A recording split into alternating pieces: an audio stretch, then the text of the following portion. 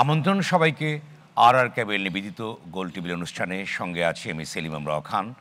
দর্শক, হত্যা, গণগ্রেপ্তার, হামলা মামলা ও গুমের প্রতিবাদে আজ মার্চ ফর জাস্টিস কর্মসূচি পালন করেছে বৈষম্যবিরোধী ছাত্র আন্দোলন। এই কর্মসূচিকে ঘিরে দেশের বিভিন্ন স্থানে পুলিশ শিক্ষার্থী সংঘাতের ঘটনা ঘটেছে। এতে আহত হয়েছেন অর্ধ শতাধিক শিক্ষার্থী, আটক শতাধিক। কোটা সংস্কার আন্দোলনকে কেন্দ্র করে সৃষ্ট সংঘাত সহিংসতা নিয়ন্ত্রণে সরকার নানামুখী পদক্ষেপ নিয়েছে। সারা দেশে কারফিউ জারি করেছে। বেসামরিক প্রশাসনকে সহযোগিতায় সামরিক বাহিনী মাঠে নামিয়েছে। আন্দোলন ও নাশকতায় যুক্ত সন্দেহে বিপুল সংখ্যক মানুষকে গ্রেপ্তার করেছে। আদালতের রায় অনুসরণ করে কোটা সংস্কার করে প্রজ্ঞাপনও জারি করেছে সরকার। কিন্তু এসব পদক্ষেপ কতখানি স্বস্তি ফিরেছে, উদ্বেগ উৎকণ্ঠা কতটুকু কমেছে, কোন পথে এগুচ্ছে দেশের পরিস্থিতি ইত্যাদি প্রশ্ন সামনে রেখে আজ আমাদের আলোচনার বিষয় উদ্বেগ কমছে কি।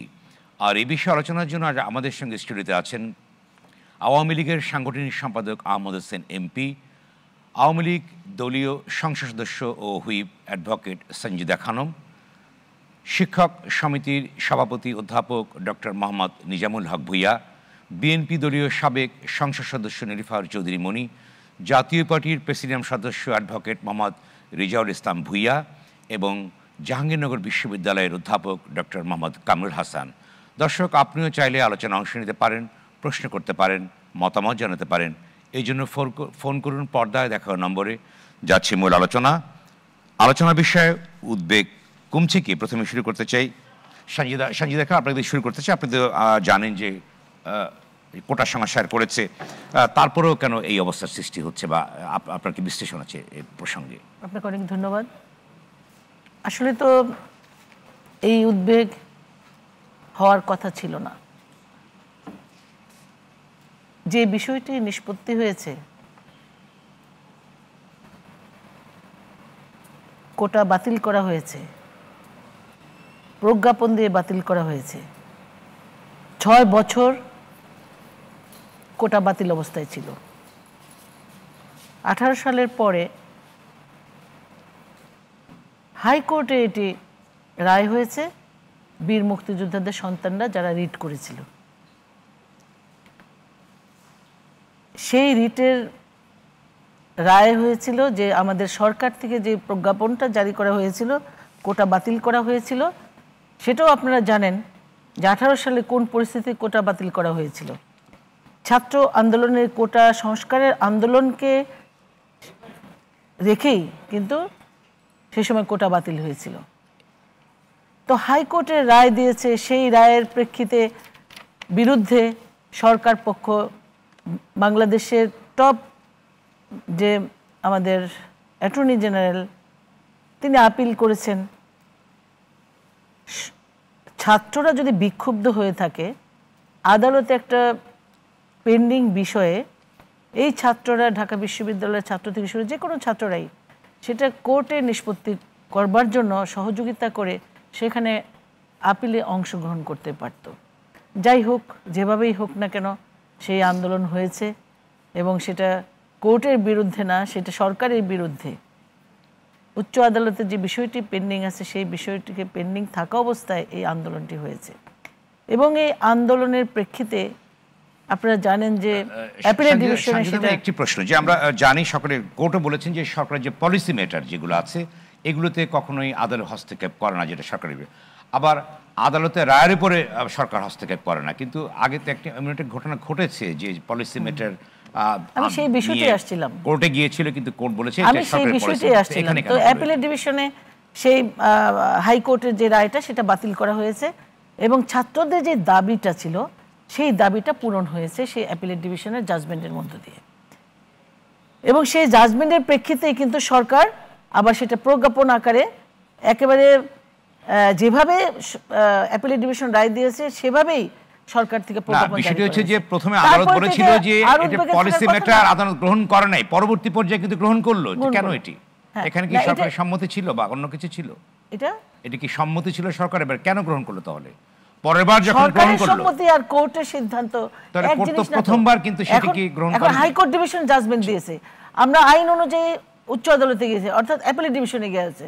অ্যাপিলেট ডিভিশন জাজমেন্ট দিয়েছে, আমাদের সরকারের যে ইয়েটা ছিল কোটা বাতিল করা হয়েছিল সেটি হাইকোর্টের জাজমেন্টটাকে বাতিল করে দিয়ে ছাত্ররা যা চেয়েছে সেইভাবে রায়টা হয়েছে। এবং সেই সুপ্রিম কোর্টের অ্যাপিলেট ডিভিশনের সেই জাজমেন্টকে প্রতিফলন ঘটিয়েছে সরকার, সরকার সেটা প্রজ্ঞাপন। তারপরে তো আর এই না, তারপরে এই ঘটনাগুলো কেন ঘটছে তাহলে যে সরকার যখন পরিপূর্ণ করলোই, জি সংক্ষেপে বলুন শেষ করতে হবে আপনাকে। কেন আমি এক কথাই বলে দিই, কারণ এই আন্দোলনটার উপর ভর করে, আমি আবারও বলছি, এই ইনোসেন্ট ছাত্রদের উপরে ভর করে অপশক্তি বিএনপি জামাত ভর করে এই সহিংস ঘটনা ঘটাবার জন্যই আজকে এই উদ্বেগ। সুতরাং আমি বলবো যে এই যে ছাত্র আন্দোলনের উপরে ভর করে না, এইটা তারা তো 15 বছর ধরে যে চেষ্টা করছিল, তারা চেষ্টা করেছিল যে ছাত্রদের উপর ভর করে কিভাবে ঘোলা পানিতে মাছ শিকার করে যায়, কিভাবে সরকারকে ফেলে দেওয়া যায়। এটা এত সহজ না, একটা নির্বাচিত সরকারকে ফেলে দেবে এত সহজ না। ধন্যবাদ। আবারও আসবো আপনার কাছে সঞ্জিদা খানম। এই পর্যায়ে যাচ্ছি নিরীফা চৌধুরী। আপনি বলেন যে প্রথম থেকে কিন্তু আমরা দেখেছি আওয়ামী লীগের সেক্রেটারি বলেছিলেন যে এই ছাত্রদের উপর ভর করে তারা এই কোটা আন্দোলন করছে এবং একটা ব্র্যাকেটবন্দি হয়ে গেছে, বিএনপি জামাত এবং কোটা আন্দোলনকে ব্র্যাকেটবন্দি করার চেষ্টা করেছে এবং যেটা আওয়ামী লীগের পক্ষ থেকে বলা হয়। এই প্রসঙ্গে আপনি কি বলবেন? ধন্যবাদ আপনাকে, যারা শুনছেন আমার শুভেচ্ছা অভিনন্দন, এখানে সহ আলোচক বৃন্দকে শুভেচ্ছা। দেখেন, এই কথাটা যখন উঠলো আজকে প্রথম আলো পত্রিকা বলেছে ঢাকায় গ্রেপ্তার 87% রাজনৈতিক পরিচয় নাই। যাদেরকে গ্রেপ্তার করেছে 87%, আর থাকলো 13%। এই 13% সম্পূর্ণ কিন্তু বিএনপির লোককে অ্যারেস্ট করেছে জবরদস্তি করে। এটার অর্থটা আমি এটা বলছি যে কোটা যদি সরকার যদি জানে যে বিএনপি জামায়াত এটার উপর খোলা পানিতে মাছ শিকার করবে, আমি যদি সানজিদা আপার কথাই ধরি, তাহলে তারা এটা করার সুযোগ দিল কে? উস্কানিটা কে দিল? সরকার। 1 মাস লম্বা টাইম কে দিল? সরকার। ছাত্রদের নিয়ে এই আগুনে ঘি ঢাললো কারা? সরকার। এবং দেখেন যখন আপনার সুযোগটা নিয়েছেন, আমি শেষ করতে দেই, সরকার নিজে ছাত্রদেরকে আলাদা একটা প্ল্যাটফর্মে, সরকার এক প্ল্যাটফর্ম, ছাত্রদেরকে আরেকটা প্ল্যাটফর্মে দাঁড় করিয়েছে। মনে হয়েছে যে এরা এই দেশের নাগরিক না, এদের জন্য কিচ্ছু নাই, এদের জন্য কোনো কোটা নাই, নাতি নাতনিরা কোটা পাবে। কে বলেছে যে মুক্তিযোদ্ধার নাতি নাতনিরা পাবে না, তো রাজাকারের নাতি নাতনিরা পাবে? কথাটার স্টাইলটা দেখেন, আপনি যে কোনো জায়গায় প্রবাহিত করতে পারেন। তাতে কি বলেছে? আমি আপনার সময় কথা বলি না, আপনার সময় কথা বলি না, আপনি পরিবেশটাকে ঘোলাটে করবেন না, আপনার সময় তাহলে আমি কথা বলবো। তারপরে আপনি দেখেন যখন ছাত্ররা বলল যে চাইতে গেলাম অধিকার, হয়ে গেলাম রাজাকার। কে বলেছে? কে বলেছে? স্বৈরাচার। স্বৈরাচার পরের লাইনটাও আমাকে জানতে হবে। ছাত্ররা কি বলেছে? ছাত্ররাই আমাদের সন্তান, কিন্তু ওরা এই যুগের সন্তান। ওদের পালসে যদি আমি হাত না দিতে পারি, কিসের আমি রাজনৈতিক নেতা? আমার রাজনীতি করার অধিকারই নাই। যদি আমার সন্তানরা কি চায়, আমি যদি একটা ভালো মা না হতে পারি, আমি অবশ্যই দেশের ভালো কিছু হতে পারবো না। আমাদের সন্তানদেরকে যেভাবে মেরেছে, 52-তে এইভাবে মারে নাই, 71-এ এইভাবে মারে নাই, 69-এ শোনেন একজন করে একটি প্রশ্ন আপনাকে করি, মুক্তিযুদ্ধের কোটাকে কেন্দ্রই করে আন্দোলনটা হয়েছে না সামগ্রিকভাবে কোটাকে? কোনটা? কোটা আন্দোলনটা শুধু কোটার জন্যই ছিল। তখন ঠেলার নাম বাবা, বাবার নাম বাবা না এখন আর। যখন ছাত্রদের ঠেলা সামলাতে পারলো না সরকার, তখন তড়িঘড়ি করে প্রথমে তো জাতির উদ্দেশ্যে আমরা ভাষণ দিয়ে তো বলেই দিলাম যে না এটা হবে না, এক চুলো নড়বে না এখান থেকে। তারপরে যখন অবস্থা যখন বেগতিক, হেলিকপ্টার দিয়ে আমাদের মানুষগুলোকে মারতে হলো। যদিও আজকে পররাষ্ট্র সচিব অসত্য ভাষণ দিয়েছে যে হেলিকপ্টার থেকে কিছুই করা হয় নাই। তাহলে 3 তলা থেকে 6 তলায় যে মানুষগুলো মারা গেল, 7 তলায় যে মানুষগুলো মারা গেল, ছাদের উপর যে মানুষগুলো মারা গেল, ওগুলা কি নিচে গুলিতে মারা গেছে? না ওইখানে বিএনপি জামাত যায় মারা আসছে? এটা তো উপর থেকে গুলি আসছে। বিএনপি জামাতের কি হেলিকপ্টার আছে? তো এই যে ঘটনাটা, এইখানে সম্পূর্ণই সরকার একটা খুনি চরিত্র আপনার অধিষ্ঠিত হয়েছে। সরকার নিজের সন্তানদেরকে খুন করেছে। এটা একমাত্র ফ্যাসিস্টই পারে, একমাত্র হায়ানাই পারে নিজের সন্তানকে খেতে, একমাত্র বিচ্ছুই পারে নিজের সন্তানকে খেতে। আজকে যে সরকার যে কাজটা করেছে, আবার মাছের মায়ের পুত্র সুখ, সরকার কি করেছে? শোক দিবস পালন করে। সরকার যখন শোক দিবস পালন করে, লজ্জা থাকলে সরকারের থাকারই কোনো অধিকার নাই। এই ছেলেরা লাল দিবস পালন করে, রক্তের দিবস পালন করে। ছোট্ট একটি প্রশ্ন আপনাকে, তাহলে এই যে ব্যাপক পরিমাণ ধ্বংসযজ্ঞ হলো, হামলা হলো সম্পদের উপরেও, মানুষও মারা গেছে, ছাত্র মারা গিয়েছে অনেকে, যে দুঃখজনক নিঃসন্দেহে, তাহলে এই বিষয়গুলো কারা করলো? তাহলে এটা তো বের করার দায়িত্ব সরকারের। ভিডিও ফুটেজগুলো বের করুক, ভিডিও ফুটেজ কোথায়? এত ফুটেজ আছে, তাহলে আপনার বিটিভিতে কে হামলা করলো শুনেছি? কথিত আছে যে বিটিভির ঊর্ধ্বতন কর্তৃপক্ষ সর্বোচ্চ নাকি পদাধিকারী কর্মকর্তা এত বেশি দুর্নীতি যে তার সকালে বিকালে দুদকে যেতে হয়, উনিই নাকি লোক বরাবর দিয়ে কি করেছে। আর মেট্রো রেল তো বন্ধই ছিল, তালা দেওয়া ছিল, ওইখানে ছেলেরা যায় নাই, ওখানে কোনো বাইরের কেউই যায় নাই। ওইখানে যদি কেউ গ্লাসগুলো ভেঙে থাকে, যে গ্লাসের জন্য এত কান্না মাছের মায়ের, তো সেই কান্নার জন্য আমার সন্তানরা মারা গেল, এই দেশ কাদের জন্য? এই সন্তানদের জন্য। এই যুদ্ধ কেন করেছিল? এই সন্তানদের জন্য। এই সন্তানরা যদি এই দেশে না টিকতে পারে, একটা গ্লাসের দাম কি সন্তানের দামের চেয়ে বেশি হয়ে গেছে? কার টাকায় এই গ্লাস হয়েছে? আমার ট্যাক্সের পয়সা দিয়ে আমি আবার ট্যাক্স দিব। আমার বাবা যখন অসুস্থ থাকে, মৃত্যুর সঙ্গে পাঞ্জালারে লক্ষ লক্ষ টাকা খরচ করি, পারতে পক্ষে জমি বেচে খরচ করি, মানুষের কাছে ভিক্ষা করে এনে খরচ করি। কই তখন তো আমরা একবারও হিসাব করি না বলেছে যে যে বাবার এই পিছনে আমি শেষ করি ধ্বংসযজ্ঞের সঙ্গে তারা জড়িত নয়, তারা বলেছে, প্রথমেই বলেছে তাহলে কারা করলো? আমার 10 লক্ষ টাকা চলে গেছে, 50 লক্ষ টাকা চলে গেছে, দেউলিয়া হয়েও কিন্তু আমরা খরচ করি। ঠিক তেমনি এই সন্তানগুলো মারা গেল, যার হারায় সেই বুঝে। ওই মাগুলার কাছে যান, না যায় প্রথমে তো ওদেরকেই খুঁটি সাব্যস্ত করলেন। আজকে আমরা কি দেখি যে সাইদকে পুলিশ একটা না পরপর 3টা গুলি করলো একটা নিরস্ত্র মানুষকে, যাদের কাছে কি না একটা দেশ, একটু শেষ করি, একটা দেশ যেখানে যাদের কাছে নিরাপত্তা চায়, সেই নিরাপত্তা কর্মী আপনি নিরস্ত্র একজনকে বুকের মধ্যে গুলি করে মারলো, সেইখানে বলতেছে কে এখন এটা আরেকটা ষড়যন্ত্রে কাকে অ্যারেস্ট করা হয়েছে? 16 বছরের একটা ছেলেকে।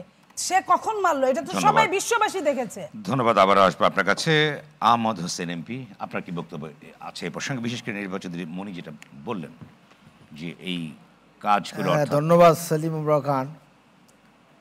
বিষয়টা হলো যে আপনি ছাত্রদের দাবি একটা বিষয়, ছাত্রদের ন্যায়সঙ্গত দাবি, এটা একটা পার্ট।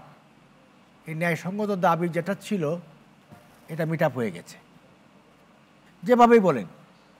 সুপ্রিম কোর্ট বলেছে, রায় দিয়েছে, আর সুপ্রিম কোর্ট আবার এটাও বলেছে যে প্রশাসন গভর্নমেন্ট ইচ্ছা করলে আবার সংশোধনী আনতে পারবে, বাট গভর্নমেন্ট কিন্তু সংশোধনী আনেনি। যা দিয়েছে 100% সেটাই প্রজ্ঞাপনাগারে প্রকাশ করেছে। তাহলে ছাত্রদের 93% এখন আপনার নিয়োগ হবে মেধার ভিত্তিতে। মুক্তিযোদ্ধা সন্তানদের যে থাকে তারা হবে, আর যদি সেখানে না থাকে, শূন্য থাকে, সেটাও মেধার ভিত্তিতে চলে যাবে। আর 1-1 একটা হলো গা আপনার রিজেবল, আর হলো গা আপনার নৃগোষ্ঠী, এই দুজন, এই তো 93% বিশাল অর্জন। কারণ ওই জায়গাটা সেটেল হয়ে গেছে। এখন প্রশ্ন, কিন্তু আগে সেটেল হতে সমস্যার সংকটটা ছিল কোথায়? যে ঘটনাগুলো ঘটলো, একটির পর একটি ঘটনা ঘটছে, তাহলে সংকটটা আগে হলো না জিনিসগুলো কেন? আপনারা এখন করলেন, না সেই জিনিসগুলো তখন আগে হলো না কেন? নিলেন না, যিনি কথা উঠছে আগে হলো না কেন? বাট হয়েছে তো। আপনি আগে করলেন না, পরে করেছেন তো। কিন্তু সেটা তো অনেক কিছুর বিনিময় এবং সমাজ মানুষ অনুভব করছে। আপনি বলেন, আজকে যে প্রশ্নগুলো আসছে, জাতিসংঘ বলছে এবং প্রধানমন্ত্রী ইনভাইট করেছেন, জাতিসংঘ আপনারা ইনকোয়ারি করে আসুন, ইনকোয়ারি করে দেখেন কারা মেরেছে, কারা হত্যা করেছে, কারা খুন করেছে। কত বড় মানে মনের মনোবল থাকলে এবং অনেস্টি থাকলে প্রধানমন্ত্রী বলতে পারেন জাতিসংঘ আসুক, ইউরোপিয়ানরা আসুক, তারা দেখে যাক কারা করেছে। আপনি কি জানেন সাইনবোর্ডের 4 দিন ক্লিন করতে লেগেছে। এই সাইনবোর্ড থেকে উগ্রবাদ, জঙ্গিবাদ, তারা গিয়েছে নরসিংদী গিয়ে কারাগার ভেঙেছে, জঙ্গিদেরকে বের করে নিয়ে এসে আসছে। এবং এখানে সাইনবোর্ড এরিয়া যারা ছিল এরা কিন্তু লোকাল না, এরা সশস্ত্র ছিল, তারা আসছে অন্য জায়গা থেকে এবং বিভিন্ন এরিয়া থেকে। সাতক্ষীরা জুন জামাত ফাঁকা ছিল, চাপাই ফাঁকা ছিল, বিভিন্ন জুন থেকে জামাতের সশস্ত্র গ্রুপ, আপনার শিবিরের সশস্ত্র গ্রুপ যারা ক্যাডার ট্রেন্ড আপ, তারা ঢাকায় আসছে অস্ত্র নিয়ে। আমরা তো মাঠে ছিলাম, মানে আমরা লক্ষ্য করেছি গুলি হচ্ছে, 27 নম্বরে গুলি হচ্ছে, গুলিতে আমাদের ছেলেরা আহত হচ্ছে, ইনজুর্ড হচ্ছে। আপনি হাসপাতালে যান, আপনার ঢাকা মেডিকেল কলেজ হাসপাতালে এত মানুষ আহত হলো কিভাবে? আপনি যদি বলেন আপনার সবজিওয়ালা মারা গেল কিভাবে? তো গুলি করেছে যেটি স্বরাষ্ট্রমন্ত্রী বলেছেন। না, এই গুলিগুলো কোত্থেকে আসছে? পুলিশ যা 3টা পুলিশকে হত্যা করা হলো, একটা পুলিশকে খুন করে ঝুলিয়ে রাখা হলো। জাহাঙ্গীর আমাদের মেয়র ছিল, তার এপিএসকে হত্যা করে ঝুলিয়ে রাখা হলো। এই মৃত্যুগুলো কে করেছে? আরও হত্যা করা হয়েছে। এখন হাসপাতালে যাবেন, সব পড়ে আছে, সব। এরা কোনো এরা এরা মানুষ, সাধারণ মানুষ, সবজিওয়ালা গরিব মানুষ, তারা। আপনি যাবেন বঙ্গবন্ধুতে, সেখানেও একই অবস্থা।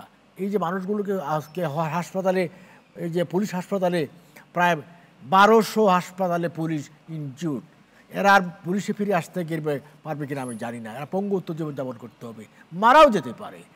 এই যে গুলিগুলো কে করেছে, এই পুলিশগুলো কে মেরেছে, এটারও বিচার হতে হবে। ঠিকই আছে, জাতিসংঘ থেকে আসবে, আমরা দেখাবো, ঠিক আছে। এই পুলিশগুলো আমাদের ছোট্ট একটা প্রশ্ন করে আমাকে বলেন, প্রশ্নের জবাব দিচ্ছি তো আমি আপনার আপনাকে। জি শোনেন, পৃথিবীতে কোনো সন্ত্রাসও উইদাউট নেতৃত্বে হয় না। তার মজুমদার সন্ত্রাস করে নাই, লিডার ছিল না, সন্ত্রাসের জয় হয়েছে। কোথাও জঙ্গিবাদ উত্থান হয় নেতৃত্ব ছাড়া হয় না। এবং এটা যেটা হয়েছে, এটা উইদাউট লিডারশিপ ব্যাক থেকে হয়, ছাড়া হয়নি। এবং পরিষ্কার জামাত শিবির আপনার গুলি করেছে, মেরেছে, বিএনপি ফাইন্যান্স করেছে, ম্যান পাওয়ার দিয়েছে, পরিষ্কার। আচ্ছা, আমি ছোট্ট একটি প্রশ্ন আপনাকে করি। সেটা আপনি বললেন যে সাতক্ষীরা বিভিন্ন অঞ্চলে, অর্থাৎ জামাত শিবির আপনার ভাষায় কোট আনকোট, তারা কেউ ছিল না, সব ঢাকা শহরে জমায়েত হয়েছে, যেটা বলবার চেষ্টা করেন। এত বড় একটা জামায়াত ঢাকা শহরে হলো, দীর্ঘদিন ধরে এই প্রক্রিয়াটা সম্পূর্ণ হলো, তাহলে সরকার কিংবা গোয়েন্দা সংস্থা বা আপনারা কি করলেন তখন? এটা একটা কোশ্চেন করতে পারেন। জি, এটা আপনি কোশ্চেন করতে পারেন। জি, এটা জবাব আছে। আচ্ছা, এই উত্তরটা আপনার কাছে আমি পরে আসবো। আমি আরেকজনের কাছে এই উত্তরটা আপনার কাছে আমি পরে নিব। এই পর্যায়ে আমি যাচ্ছি ডক্টর মোহাম্মদ কামরুল আহসান, আপনার কাছে আমি। আপনি তো জাহাঙ্গীরনগর বিশ্ববিদ্যালয়ের শিক্ষক, এবং শিক্ষকরা আন্দোলনের সাথে কিছু কিছু অংশ, একটা অংশ সম্পৃক্ত হয়েছে, এবং আপনাদের একটা ব্যাখ্যা আছে, আমরা জানি, সেটা গণমাধ্যমে দেখেছি। আপনারা কীভাবে বিষয়টিকে দেখেন, যে ছাত্রদের কোটা তো পূর্ণ হয়েছে, অর্থাৎ সরকার যেটা বলেছে, তারপরও কেন ঘটছে এগুলো?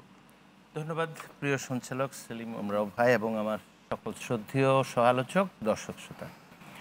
আমরা আসলে নেমেছি এই জন্য যে যেহেতু সবাই সব কিছু জানি, বিস্তারিত না যাই, মাননীয় আইনমন্ত্রী বলেছেন যে শিক্ষার্থীদের গ্রেপ্তার করা হবে না, কিন্তু শিক্ষার্থীরা স্লোগান দিচ্ছে দিনে নাটক, রাতে আটক।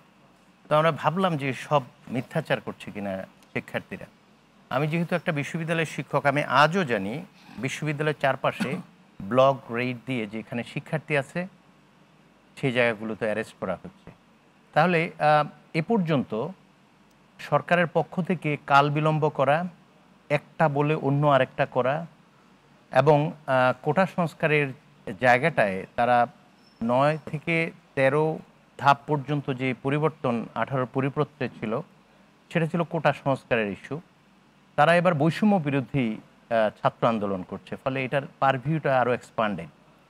তারা এখানে দুর্নীতি, দুঃশাসন, ছাত্রদের সুবিধা পায় নাই, 40 লক্ষ শিক্ষিত বেকার, নিষ্ক্রিয়। তো এখন কি অন্যান্য এজেন্ডাগুলো কি যুক্ত হয়েছে? এগুলো যুক্ত হয়নি। আমি বলছি যে এই যে মনের ভিতর ক্ষোভটা, এই ক্ষোভটা আসলে বুঝবার ব্যাপার আছে। আমরা যেটুকু প্রকাশ করি তার বাইরে যাই না বলেই আমাদের এই সংকটটা হয়। দেখুন, সরকারের পক্ষ থেকে বারবার বলা হচ্ছে আদালতের ঘাড়ে চাপিয়ে দেওয়া হয়েছে প্রথম, পরবর্তীতে আন্দোলনের চাপে শুনানি এগিয়ে নিয়ে আসলো, এবং শিক্ষার্থীরা যা চাইছে তার চেয়েও বেশি দিয়েছে। যেখানে সংসদে 50টি সংরক্ষিত আসন রয়েছে নারীদের জন্য, অর্ধেকের চেয়েও বেশি নারী বাংলাদেশে এখন 2022-এর পরিসংখ্যান অনুযায়ী, সেখানে একজনও রাখা হয়নি। তো এইসব আসলে তড়িঘড়ি করা, বিলম্ব করা এবং সংস্কারের নামে না। আপনারা কি জনাব কামরুল হাসান, আপনারা একজন শিক্ষক বিশ্ববিদ্যালয়ের, আপনারা কি এই প্রশ্নগুলো তুলেছিলেন যে নারী কোটা কেন থাকবে না, যখন ছাত্র আন্দোলন করেছে এবং ছাত্রদের পক্ষ থেকে বলা হয়েছে যে 95% থাকতে হবে সাধারণ কোটা? সেক্ষেত্রে কি আপনারা যারা বিদ্বজ্জন আছেন, পণ্ডিত ব্যক্তি আছেন, তারা কখনো বলেছেন যে কোটা থাকা প্রয়োজন আছে অনগ্রসর অঞ্চলের জন্য? খুব সঠিক, জি জি, খুব সঠিক বলেছেন। আসলে সুনির্দিষ্টভাবে এটা আসলে শিক্ষক সমাজ কেন, পেশাজীবীদের অধিকাংশের ক্ষেত্রে আপনারা উল্লেখ করতে পারেন। কারণ তাদের যেই দাবিটি ছিল, তারা বলছে যে নির্বাহী বিভাগ সংস্কার করবে, কোন খাতে কি দিবে তারা একটা দাবি করবে। তারা তো আকাশ লক্ষ্য করে তীর ছুড়েছে, তাল গাছের মাথা যেন তারা বলে দিয়েছিল, কামরুল হাসান তারা বলেছিল যে 95% রাখতে হবে, অর্থাৎ কোটা মুক্ত সাধারণ কোটা রাখতে হবে বলেছে তারা, এবং তার ভিত্তিতেই করা হয়েছে। তার ভিত্তিতেই পরবর্তীতে 5% শুধুমাত্র কোটা থাকতে পারে। ঠিক বলেছেন, ঠিক বলেছেন। তারা যেই দাবিটি করেছে, এই দাবিটি তো আমি যেটা বললাম, তাদের তো একটা নির্দিষ্ট দাবি থাকবে, কিন্তু তারা নির্বাহী বিভাগের উপর ভরসা করছে এই জন্য যে আমাদের আন্দোলনটি হচ্ছে নির্বাহী বিভাগ এখানে ভূমিকা রাখবে এবং মানে ন্যায্য একটা যৌক্তিক সংস্কারে যাবে, তারপর দেখা যাবে যে তাদের কিন্তু আমরা যেটা দেখলাম যে কারণে সংকটটা হয়েছে, আমি আলোচনায় যাই, এখানে আসলে রায়ের মাধ্যমে তাদের সংকটটা দূর হয় নাই। কারণ আপনিও বলেছেন যে এই রায়টি মানে প্রজ্ঞাপন আকারে আসবার সময় পর্যন্ত নির্বাহী বিভাগের পক্ষ থেকে অনেকগুলো রক্ত ঝরেছে, এবং শুধু তাই না, এইটার পর আমরা দেখেছি যে কথাটা আমি বলেছি। জনাব কামরুল হাসান, আমি আপনার কাছে আসবে একটি প্রশ্ন রেখেছি, সেটা হচ্ছে যে শিক্ষার্থীরা বলছে যে পুলিশ গুলি করেছে, অন্যদিকে আওয়ামী লীগের পক্ষ থেকে আহমদ ভাই বলেছেন যে সন্ত্রাসীরা বিএনপি জামাত গুলি করেছে। এই প্রসঙ্গে আপনি বলবেন একটি বিরতির পরে। দর্শক, বিশেষ আলোচনা অনুষ্ঠান গোল টিভির নিশ্চিত ছোট্ট বিরতি, সঙ্গেই থাকুন।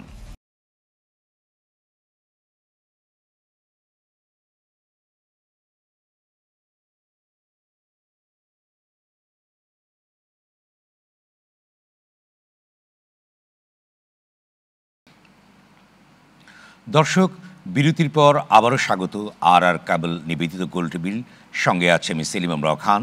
আজ আমাদের আলোচনা বিষয়ে উদ্বেগ কমছে কি ফিরছে আলোচনা। এই পর্যায়ে আমি আবারও যাচ্ছি ডক্টর মোহাম্মদ কামরুল হাসান। আপনাকে যে প্রশ্ন করেছিলাম, যেটি বলা হয়েছে যে আহমদ হোসেন বলেছেন যে এটি যে হত্যাযজ্ঞ বা কাণ্ড করেছে এটি জামাত বিএনপি করেছে, অন্যদিকে ছাত্ররা বলছে যে পুলিশ এগুলিতে মারা গেছে। আপনি কি বলবেন এই প্রসঙ্গে? দেখুন, আমরা যেটা দেখেছি এই আন্দোলনে সহিংসতায় ছাত্রলীগ যুবলীগের নেতাকর্মীরাও ছিলেন এবং এটা ভিডিও ফুটেজ রয়েছে। তাহলে যদি গ্রেপ্তার করার ক্ষেত্রে বলা হয় যে বিএনপি কিংবা জামাত, তাহলে তো এখানে উদ্দেশ্য বোঝা যাচ্ছে যে যারা উপস্থিত ছিল তাদেরকে বাদ দেওয়া হচ্ছে। আর আরেকটা জিনিস আমার মনে হচ্ছে যে যেটা তদন্তকে ক্ষতিগ্রস্ত করে, তদন্ত শেষ হবার পূর্বেই কাউকে দোষী সাব্যস্ত করা, এটা মিডিয়া ট্রায়াল, এবং আমাদের যে প্রত্যাশা একটা সঠিক বিচার হবে সেটার জন্য সরকার নিজেই অন্তরায় হয়ে দাঁড়িয়েছে এই ধরনের কথা বলে, কিংবা দলীয় শাসক দলের নেতাকর্মীদের এই সব বক্তব্য ক্ষতিগ্রস্ত করছে। এবং এমনও অনেকেই গ্রেপ্তার হয়েছে যারা ওই ঘটনাস্থলে ছিল না। বাবার কোলে 3 বছরের সন্তান যদি মারা যায়, রুমের ভিতরে 11 বছর 17 বছরের শিশুরা যদি মারা যায়, তাহলে পরিষ্কার বোঝা যাচ্ছে এজিটেশনে অংশগ্রহণ করে যারা নৃশংসতা করেছে, ভাঙচুর করেছে, তাদেরকেই শুধু গুলি করা হয়েছে কিংবা গ্রেপ্তার করা হয়েছে দাবি করা হচ্ছে, তার সঙ্গে এই বাস্তবতার কোনো মিল নেই। ধন্যবাদ। আবার আসবো আপনার কাছে। আমি পর্যায়ে যাচ্ছি জনাব ডক্টর নিজামুল হক ভূঁইয়া, আপনার কাছে যাচ্ছি। যেটি বলেছেন যে তদন্তের আগেই যে কথা বলা হচ্ছে, যেটি বলবার চেষ্টা করলেন মোহাম্মদ কামরুল হাসান, যে এটি তদন্ত প্রক্রিয়াকে ক্ষতিগ্রস্ত করবে, বাধাগ্রস্ত করবে এবং প্রকৃত সত্য উদ্ঘাটনের সংকটের সৃষ্টি হতে পারে। আপনি কি বলবেন? ধন্যবাদ সেলিম ভাই, ধন্যবাদ আমার সমালোচক বৃন্দ এবং RTV অসংখ্য দর্শক বৃন্দকে। আসলে আমি এতক্ষণ পর্যন্ত বিভিন্ন জন আলোচনা করেছেন শুনেছি এবং কামরুলের বক্তব্য আমি শুনেছি। আসলে কোটা আন্দোলনটা তো আমাদের ছাত্রদের মধ্যে সীমাবদ্ধ ছিল, এমনকি ঢাকা বিশ্ববিদ্যালয়ে কিন্তু কোটা আন্দোলনটা শুরু হলো। এই কোটা আন্দোলনটা কিন্তু 14 তারিখ পর্যন্ত কিন্তু আমাদের বিশ্ববিদ্যালয়ের নিয়ন্ত্রণে ছিল। এমনকি কোটা আন্দোলন যারা করছিল তারাও কিন্তু আমাদের কাছে এসে, স্যার আমাদেরকে একটু সমর্থন দেন। আমরা তখন শিক্ষকদের একটা আন্দোলন করছিলাম, তখন কিন্তু আমরা একটা যৌক্তিক সমাধান, আমরা একটা স্টেটমেন্টও দিয়েছি তাদের পক্ষে। কিন্তু পরবর্তী পর্যায়ে দেখলাম যে 15 তারিখের পর এটা আমাদের নিয়ন্ত্রণে নেই।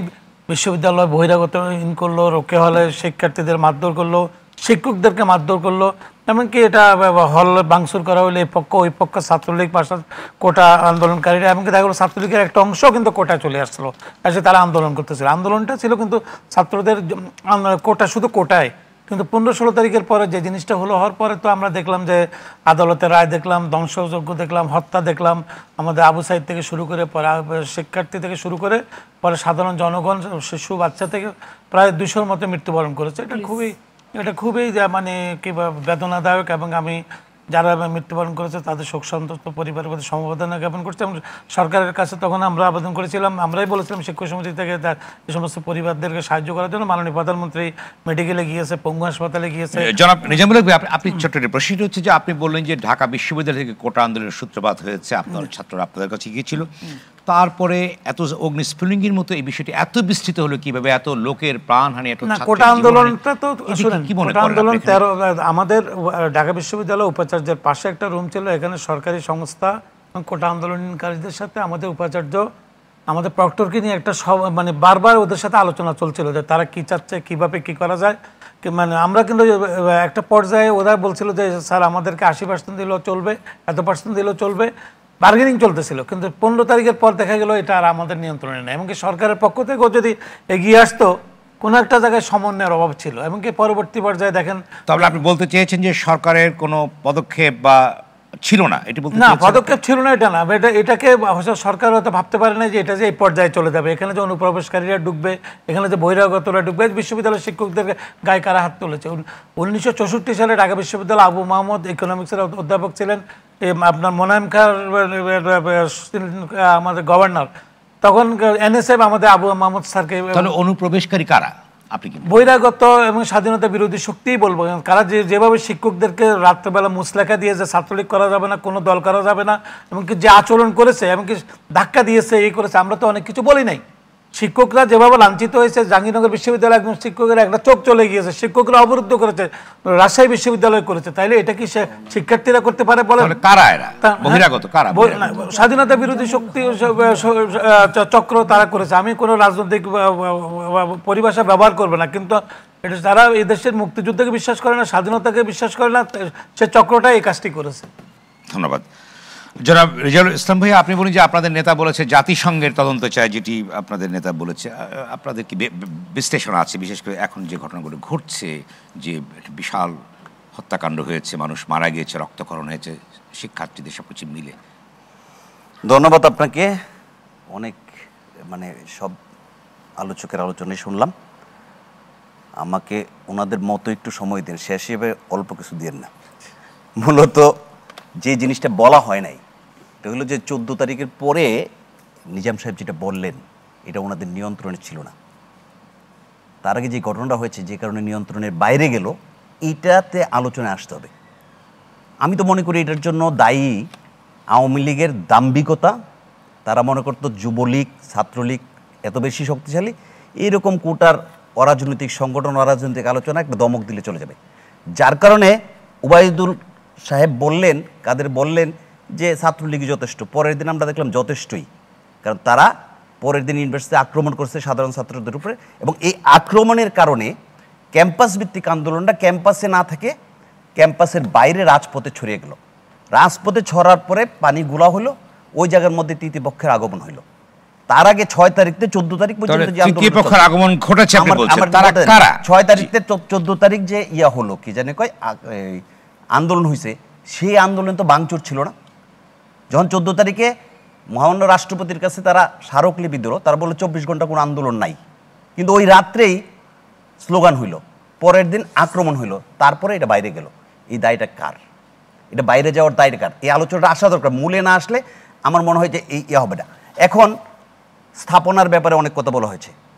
স্থাপনা আপনি দেখেন, 14 তারিখ থেকে 6 তারিখ থেকে 14 তারিখ পর্যন্ত শাহবাগ মেট্রো রেল স্টেশন নিচে ছাত্ররা আন্দোলন করছে, টিএসসি স্টেশন নিচে আন্দোলন করছে, প্রেস ক্লাবে করছে, মতিঝিলে করছে। একটা স্টেশনের মধ্যে কোনো আক্রমণ হয়েছে? মিরপুরে আক্রমণ হইল, কল্যাণপুরে আক্রমণ হইল। কি কারণে হইল? কারা করলো? সাম্প্রদায়িক শক্তি করতে পারে। আবার মেট্রো রেল হওয়ার কারণে ব্যবসায়ী ক্ষতিগ্রস্ত হয়েছে যে পক্ষ, তারাও এটা করতে পারে, কারণ ওই জায়গায় বিশ্ববিদ্যালয় নাই, কলেজও নাই, ছাত্ররা সেখানে যায় না। বাংলাদেশ টেলিভিশন, এটা কেপিআই ভুক্ত স্থাপনা। কেপিআই ভুক্ত স্থাপনা রক্ষা করার জন্য সরকার একটা নীতিমালা আছে। বাংলাদেশ টেলিভিশনের আশেপাশে লাশ পড়েছে, হেলিকপ্টারতে গুলি হয়েছে, গুলি হয়েছে। 1 ঘন্টা ব্যাপী তাণ্ডব চললো এটার ভিত্তিতে। সেখানে 2টা গুলি হইল না কেন? কেপিআই নীতিমালাটা পালন করা হইল না কেন? এই প্রশ্নটা, এই দায়টা কার? কেপিআই স্থাপনা রক্ষা করার দায়িত্ব কার? সরকারের।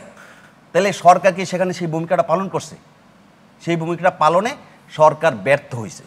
না হলে এই ইয়ারতে কি জান কয়, কেপিআই ভুক্ত স্থাপনার ভিতরে যাওয়ার যে দুঃসাহস আর এত সময় ছিল, এত গোলাগুলি হইল, সেটা তো কোনো হয় নাই। এখন বলা হচ্ছে আদালতের রায়ে দাবি মানিয়ে নিচ্ছে। আন্দোলন কি?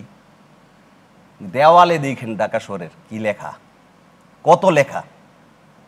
আজকে যে আন্দোলন হইল, কেন হইল? শত প্রাণের বিনিময়ে কোটার দাবি আসছে। এখন শত প্রাণের বিচারের দাবি। বিচারের দাবির জন্য মার্চ ফর জাস্টিস করলো। আগামীকাল বিক্ষোভ আছে। আপনাকে অনুধাবন করতে হবে, এতগুলো প্রাণ বাংলাদেশের ইতিহাসে কোনো আন্দোলন এতগুলো প্রাণ করে নাই। সহিংসতায় যে স্থাপনা করছে, আমরা এটার নিন্দা জানাই। এটার তদন্ত করে যারা জড়িত তাদের বিচার করতে হবে। কিন্তু সহিংসতা আন্দোলন যেখানে হয়েছে বাংলাদেশে, সেখানে সহিংসতা হয় নাই এরকম কোনো আন্দোলন হয়েছে? আপনি এই 69-এর গণউত্থানে শুধুমাত্র আসাদ একটা ছাত্র মারা গেছে, 3 জন মন্ত্রীর বাসায় আক্রমণ হয়েছে।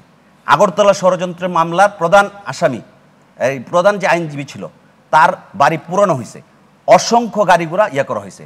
90 দশকে আওয়ামী লীগ বিএনপি জাতীয় পার্টির বিরুদ্ধে জামাতকে নিয়ে যে আন্দোলন করছে, সচিবালয়ের দেওয়াল ভাঙে নাই, হাজার হাজার গাড়ি ভাঙে নাই, যার কারণে সরকারি গাড়ির নেম প্লেট ছিল লাল, সেই লাল নেম প্লেটকে পরিবর্তন করে জনগণের নেম প্লেট বানাই দিছে। সরকারি গাড়ি এখন লাল নেম প্লেট নাই।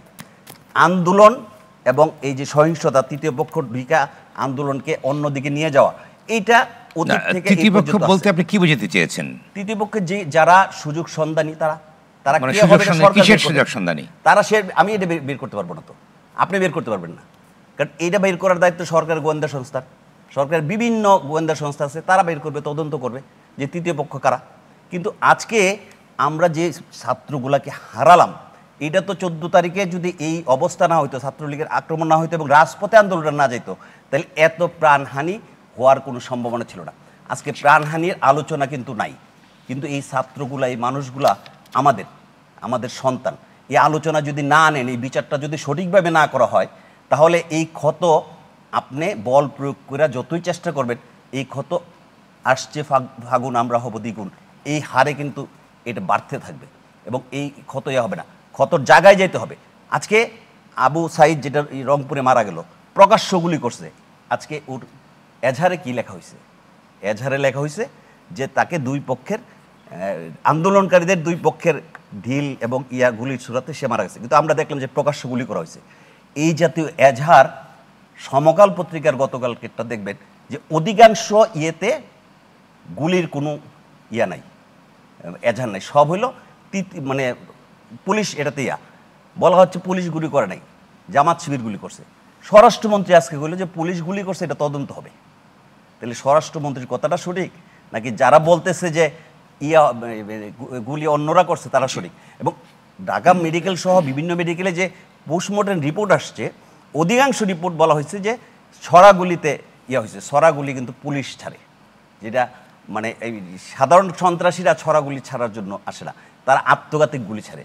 ছড়াগুলির এই অবস্থাটা আমাদেরকে যদি ওইভাবে আমরা না করতে পারি, আমার মনে হয় যে এই সংকটটা আরো বেশি। আবার আসবে আপনার কাছে আমি।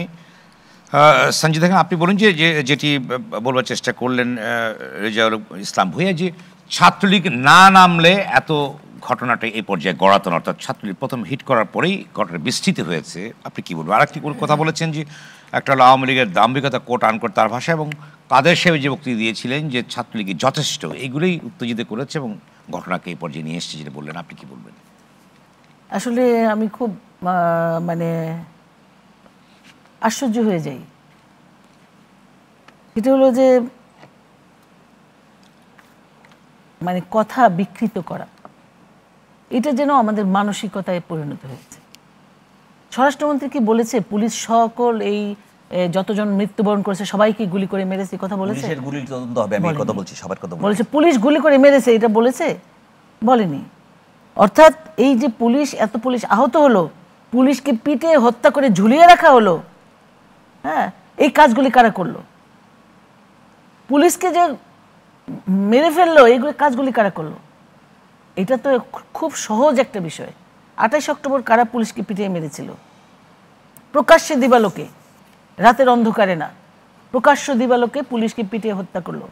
এর আগে কারা করেছিল? জীবন্ত মানুষকে পুড়িয়ে হত্যা করেছিল কারা? কারা পুলিশের মাথা থেতলে দিয়েছিল? পুলিশের গাড়িতে আগুন দিয়ে পুলিশের মনোবল ভাঙবার চেষ্টা করেছিল।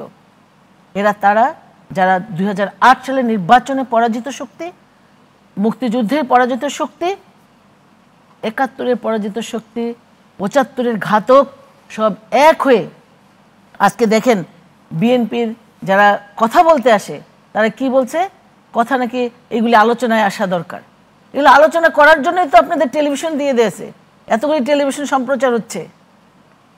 তাহলে কথা বলবার যে অধিকার, সেটা কি রোধ করা হয়েছে? হয়নি। এখানে বসে বসে আপনারা বলেন, কি বলছেন? ল্যাঙ্গুয়েজ আমি বলি। আসলে বিএনপির লোকদের দুই কানই কাটা, রাস্তা দিয়ে হেঁটে যায় দুইটা কান খোলা রেখে, অর্থাৎ এক কান কাটা থাকলে একদিকে গামছা দেয়। এখন বিএনপির এমন অবস্থা, দুই কান কাটা। তারা এই 15 বছর ধরে যেই কাজটি করতে পারেনি, এখন তো তাদের মনে জ্বালা। কেন শেখ হাসিনাকে ফেলে দিতে পারলো না? যেই চক্রান্ত তারা করেছিল, কি সাংঘাতিকভাবে দেশের বিরুদ্ধে তারা দাঁড়িয়ে একটা নির্বাচিত সরকারকে ফেলে দিয়ে অগণতান্ত্রিক পন্থায় সরকার কায়েম করবার জন্য যারা চেষ্টা করেছিল, ব্যর্থ হয়েছে, মাথা নষ্ট হয়ে গেছে। বসে আবল তাবল না বলে, এই যে বঙ্গবন্ধু কন্যা শেখ হাসিনা বলেছে তদন্ত হবে, অবশ্যই তদন্ত হবে। আন্তর্জাতিক সাহায্য চেয়েছেন এবং জাতিসংঘ থেকে বলা হয়েছে সাহায্য করবে, টেকনিক্যাল সাহায্য করবে, আরও দেশকে আমন্ত্রণ জানিয়েছেন। সুতরাং আমাদের মধ্যে কোনো এই যে ষড়যন্ত্র করে ক্ষমতা দখল করা, এই আওয়ামী লীগকে হটিয়ে ক্ষমতায় আসবার যে মনোবাসনা, সেটা ব্যর্থ হয়েছে বলে আজকে তারা বিভিন্ন জায়গায় গুজব ছড়িয়ে, আপনি দেখেছেন সেলিম ভাই, আজকেও গুজব ছড়ানো হচ্ছে। গুজব ছড়িয়ে ছড়িয়ে এই যে কয়েকদিন ইন্টারনেট বন্ধ ছিল, ভিপিএন ইউজ করে তারা গুজব ছড়িয়েছে। বাংলাদেশে তারা ভিপিএন ইউজ করেছে, বিদেশে তারা ইন্টারনেটের মধ্য দিয়ে গুজব ছড়িয়ে সারা ওয়ার্ল্ড আজকে তারা অশান্ত করে তুলেছে। কেন কেন ওই মেট্রো রেলে আঘাত হলো? কারণ মেট্রো রেলের মধ্যে দিয়ে হাজার হাজার মানুষ, লক্ষ মানুষ সুবিধা পাচ্ছে। আজকে যে মানুষটি মিরপুর থেকে 15 মিনিটে মতিঝিল যে অফিস করছে, আজকে কয়দিন হলো তাদের কি অবস্থা দেখেন। ঢাকা শহরে কি পরিমাণ যানজট হয়েছে দেখেন। কেন এত কেন ক্ষোভ? সেতু ভবন কেন পড়ালো এটা আমরা বুঝি না। পদ্মা সেতুর উপরে ক্ষোভ তো, পদ্মা সেতু কেন হয়েছে? দক্ষিণবঙ্গের সাথে যাতায়াত ব্যবস্থা কেন অর্থনৈতিক সচল হবে? এদেশ তো ভিক্ষুক বানানোর চেষ্টা। কেন এই উন্নয়নগুলি হবে? পদ্মা সেতু থেকে সেতু ভবনে কেন আগুন দিল এটা আমরা জানি না, বাঙালি জানে না। যেখান থেকে আপনার ডিজাস্টার, যেটা নাকি আমাদের সারা বাংলাদেশে প্রাকৃতিক দুর্যোগের সময় বিভিন্ন জায়গায় ত্রাণ নিয়ে যায়, এই জায়গাটা কেন পোড়ালো? এতগুলো গাড়িতে কেন আগুন দিল? কোনো প্রাকৃতিক দুর্যোগের সময় তাড়াতাড়ি করে ত্রাণ নিয়ে যাবে, সেটা বন্ধ করে দেওয়া। অর্থাৎ এই দেশটাকে তারা অশান্ত করে আবার সে পাকিস্তানে ফিরে নিয়ে যেতে চায়। এটা আসলে অনেক বড় ষড়যন্ত্র থেকে বাংলাদেশ বেঁচে গেছে। আমি বলি বাংলাদেশ বেঁচে গেছে, যত ষড়যন্ত্রই করুক না কেন। আপনি দেখেন তার কি চেয়েছিল তারা। আমি বলবো যে এই ছাত্রদের উপর ভর করে তো অনেক চাপ আপনাদের উপরে আছে, যে অ্যামনেস্টি ইন্টারন্যাশনাল, জাতিসংঘ এবং মার্কিন সিনেটররা চিঠি লিখছে, অনেক চাপ তো আপনারা। না আমি মনে করি এটা চাপ না। এটা চাপ না, কেন চাপ না? আমরা যেটা চাইছি তারাও কিন্তু সেটা চাইছে, আমরাও চাইছি, কিন্তু মাননীয় প্রধানমন্ত্রী বলেছে আন্তর্জাতিকভাবে আমি সাহায্য চাই। এই ঘটনাটা কেন ঘটলো? সৎসাহস আছে। ধন্যবাদ। আবার আসবেন ইরফান চৌধুরী। আপনি বলেন যে অর্থাৎ এই ছাত্র আন্দোলনের আগে আপনাদের দাবি ছিল খুব জোরালো, যে খালেদা জিয়ার মুক্তি দাবি ছিল, অর্থাৎ ছাত্র আন্দোলনের পরে, এবং আপনাদের কি দাবি এখন আছে? আর অন্যদিকে যেটি বলবার চেষ্টা করা হচ্ছে যে আওয়ামী লীগের পক্ষ থেকে বলা হয়েছে যে আপনারা এই প্রক্রিয়ার সঙ্গে, যেটা সবসময় বলা হচ্ছে, এই অর্থাৎ যখন যে আন্দোলনটা আসে সে আন্দোলনকে আঁকড়ে রেখে আপনাদের অর্থাৎ লক্ষ্য পূর্ণ করতে চান, যেটি তারা বলছে। আপনার কথায় এক কথায় জবাব দিই, আমাদের যে দাবি ছিল, যে আমাদের যেটা আন্দোলন, সেটা সেই জায়গায় আছে, সেটা নড়চড় হবে না কখনোই। কারণ আমরা রাজনীতি করি গণতন্ত্রের লক্ষ্যে, গণতন্ত্রের উন্নয়নের লক্ষ্যে। আমরা ভোটের জন্য রাজনীতি করি, মানুষের সেবার জন্য রাজনীতি করি। মানুষের সেবার প্রত্যয়, যদি দেশের মানুষের সেবার প্রত্যয় রাজনীতি করি, তাহলে যখন যেখানে অন্যায় হবে সেই অন্যায়ের প্রতিবাদ করা বিএনপির একটা ধর্ম। সেই হিসেবে বিএনপি, আপনি জানেন যে বিএনপি একত্রতা ঘোষণা করেছে এই ছাত্র সন্তানদের সাথে। তো সেই জায়গায় আমরা কিন্তু ওই জায়গাটায় আছি। আমরা কিন্তু মাঠে নামি নাই, আমরা একত্রতা ঘোষণা করেছি। আর যে ছাত্ররা যদি ব্যক্তিগত নেমে থাকে, তাদেরও তো দাবি, ছাত্ররা তো, আমার সন্তানও ছাত্র এই দেশের, আরেকজনের সন্তানও এই দেশেরই ছাত্র। তো ছাত্র হলে তো দাবি একই হবে, এটাই স্বাভাবিক। আর রাজনীতি করলে তো পালসের হিসাবটা একই হবে। তো সেইখানে যখন সার্ভেন্ট যখন নিজেকে মালিক মনে করে, একটা দেশের সার্ভেন্ট হিসেবেই কিন্তু যারা চাকরি করে, যারা জনপ্রতিনিধি, ভোট ভিক্ষা করে তাদের হতে হয়। সেইখানে যখন ট্যাক্সের পয়সা দিয়ে এটা উন্নয়ন দেখিয়ে যখন বলে আমি করেছি, এখানে শব্দগত ভুল মানুষকে অনেক বড় ধ্বংসের কারণ হয়ে দাঁড়ায়।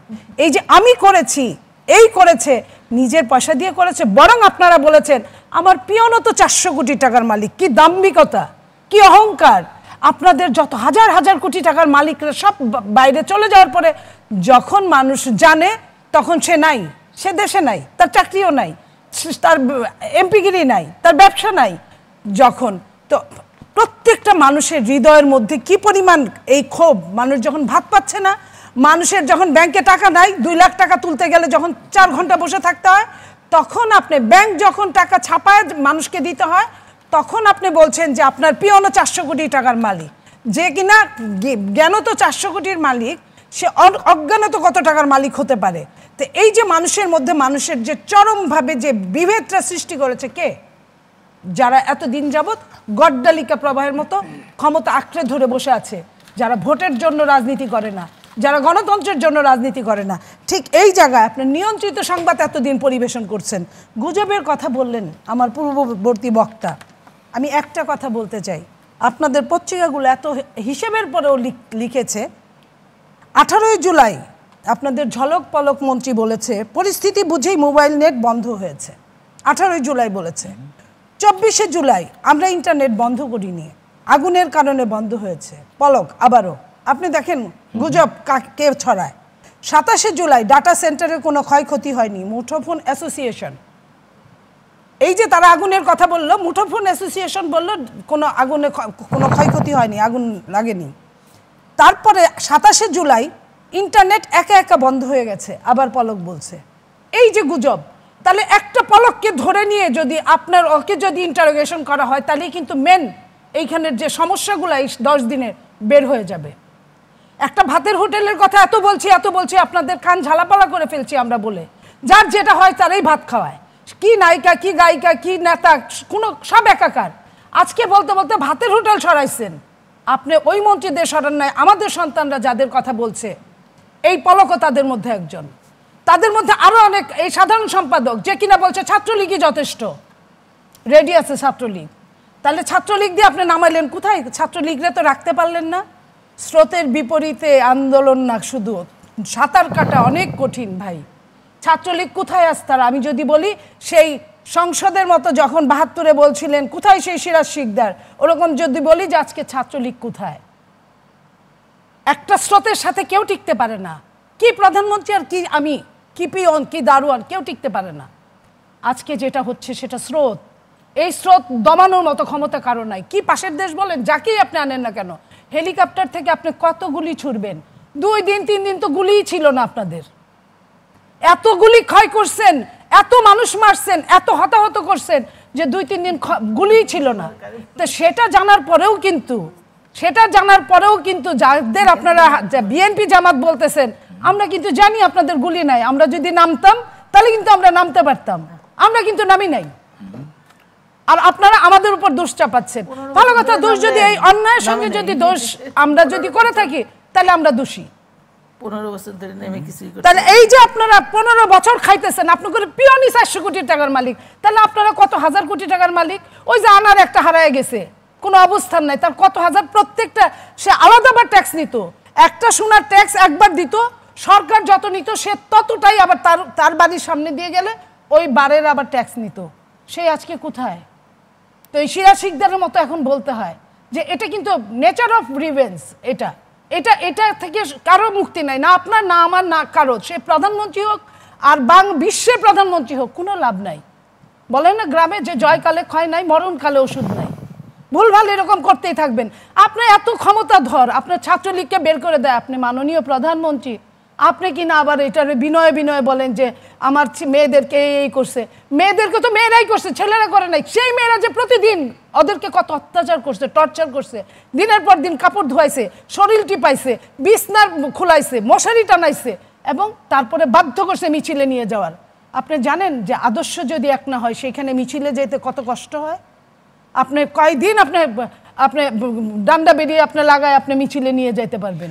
প্রত্যেকটা মানুষের খেপার কিন্তু আলাদা আলাদা রিজন আছে। আজকে আপনি কি জানি বলে যে মেধাবীরা এখন বলে না যে রাস্তায় মরছে মেধাবীরা আর অমেধাবীরা আস্ফালন করছে আপনার রাস্তার বাইরে। এই যে আস্ফালনটা করছে, আমি পলকের কথাই বুঝাইলাম, সে কতগুলো মিথ্যা কথা বলছে, অথচ জানেন যে এই বিজ্ঞানের যুগে এখন 10 দিন 8 দিন মোবাইল নেটওয়ার্ক, ডাটা নেটওয়ার্ক বন্ধ থাকা মানে কি আমাদের একাই ক্ষতি হয়েছে, সরকারের ক্ষতি হয় নাই? এই যে ছেলেগুলো মারা গেল, এই যে একটা ছেলে মারা গেল, সে আপনার নেটের কাজ করে, সে নিজেই তো 50-60 লাখ টাকা 70 লাখ টাকা ইনকাম করছে, এটা তার কাগজ দেখাচ্ছে, তার ওই নেটে দেখাচ্ছে। সেরকম বাংলাদেশে হাজার হাজার কোটি টাকা নষ্ট হয়েছে, ব্যাংকে আপনার বিদেশি রেমিটেন্স আসতে পারে নাই। আজকে আন্দোলন কারা করছে? ছাত্ররা রাস্তায় আন্দোলন করছে, আপনার বিদেশিরা আপনার ব্যাংকে রেমিটেন্স না দিয়ে আন্দোলন করছে। আপনি কয়দিন টিকতে পারবেন এরকম? আপনার টাকা আছে কত ব্যাংকে? আপনি তো এখন ছাপায়ের টাকা খরচ করছেন। আপনার বিদেশ থেকে রেমিটেন্স না আসলে আপনি কি করবেন? তারপর আপনার আন্দোলন আপনি বলেন বিএনপি জামাত করছে, আপনি জামাতের ভাঙানোর জন্য, ব্যান করার জন্য এক পায়ে খাড়া আছেন। জামাতরে তো ব্যানই করে দিয়েছেন, আপনি জামাত ইলেকশন করতে পারবেন না তার নামে, আপনি ওইটুক রেখে দিয়েছেন, রেখে দিয়ে মহান জাতীয় সংসদে দাঁড়ায় বলছেন যে জামাত এটা আদালতের ব্যাপার, আবার ওই মহামান্য আদালতে নিয়ে আসছে যে এটা আদালত ব্যান করবে। এখন কেন আপনি নির্বাহী আদেশে করতে চান? ধন্যবাদ নির্বাহী চৌধুরী মনি। এবার এই পর্যায়ে যাচ্ছি আহমদ হোসেন এমপি, আপনি কি বলবেন? আচ্ছা, আমি একটু বিষয়ে আপনাকে অবহিত করতে চাই। আপনি কি যুদ্ধ করেছেন? করেন। যুদ্ধের নীলনকশা বুঝেন? হয়তো বুঝেন। এটা টোটাল নীলনকশা ছিল গণভবন দখল করা। আপনি দেখেন, প্রথমত মোহাম্মদপুর, এখান থেকে একটা ফোর্স ডেপ্লয় হয়েছে তাদের, 27 নম্বর, মিরপুর 10 নম্বর, এই দুই দিক থেকে এরা আক্রমণ করবে, পার্লামেন্ট দিকে ঢুকবে, ওই দিক থেকে উত্তর দিক থেকে গণভবনে আক্রমণ করবে, আর মোহাম্মদপুর যেহেতু মুখোমুখি গণভবন, ওখানে গিয়ে অবস্থান নিয়ে আক্রমণ করবে। এই দিক এবং টেলিভিশনে ডিক্লেয়ার করবে শেখ হাসিনাকে উৎখাত করা হয়েছে। বাট লাকিলি এখানে সেফ হয়ে গেল, যেখান থেকে অন এয়ার হয়, যেখান থেকে অনুষ্ঠান পরিচালনা হয়, ওখানে এরা পুষতে পারে নাই, ওখান থেকে ডিক্লেয়ার করে দিত যে শেখ হাসিনাকে উৎখাত করা হয়েছে। এবং যাত্রাবাড়ি সাইনবোর্ডের যে অবস্থানটা, এটা ছিল আপনার পোর্টকে বিচ্ছিন্ন করে দাও, চিটাং থেকে বিচ্ছিন্ন করে দাও ঢাকাকে, এবং এই দিক থেকে নরসিংদীর সমস্ত কারাগার ভেঙে জঙ্গিদেরকে বের করে নিয়ে আসা হলো, মানে ব্লক করে দেওয়া হলো। এটা হচ্ছে যুদ্ধের একটা নীল নকশা কৌশলে কিন্তু গণভবন দখল করার একটা টোটাল নীল নকশা ছিল। সেই নীল নকশা ফেল করেছে। এর আপনি যখন আপনি যখন গিয়ে গণভবন আক্রমণ করবেন, তখন কি সেখানে ফোর্স বসে থাকবে?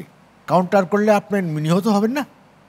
প্রাইম মিনিস্টারকে আপনি হত্যা করতে যাবেন, প্রাইম মিনিস্টার তার যে এসএসএফ আছে, ফোর্স আছে, তারা কি কাউন্টার গুলি করবে না?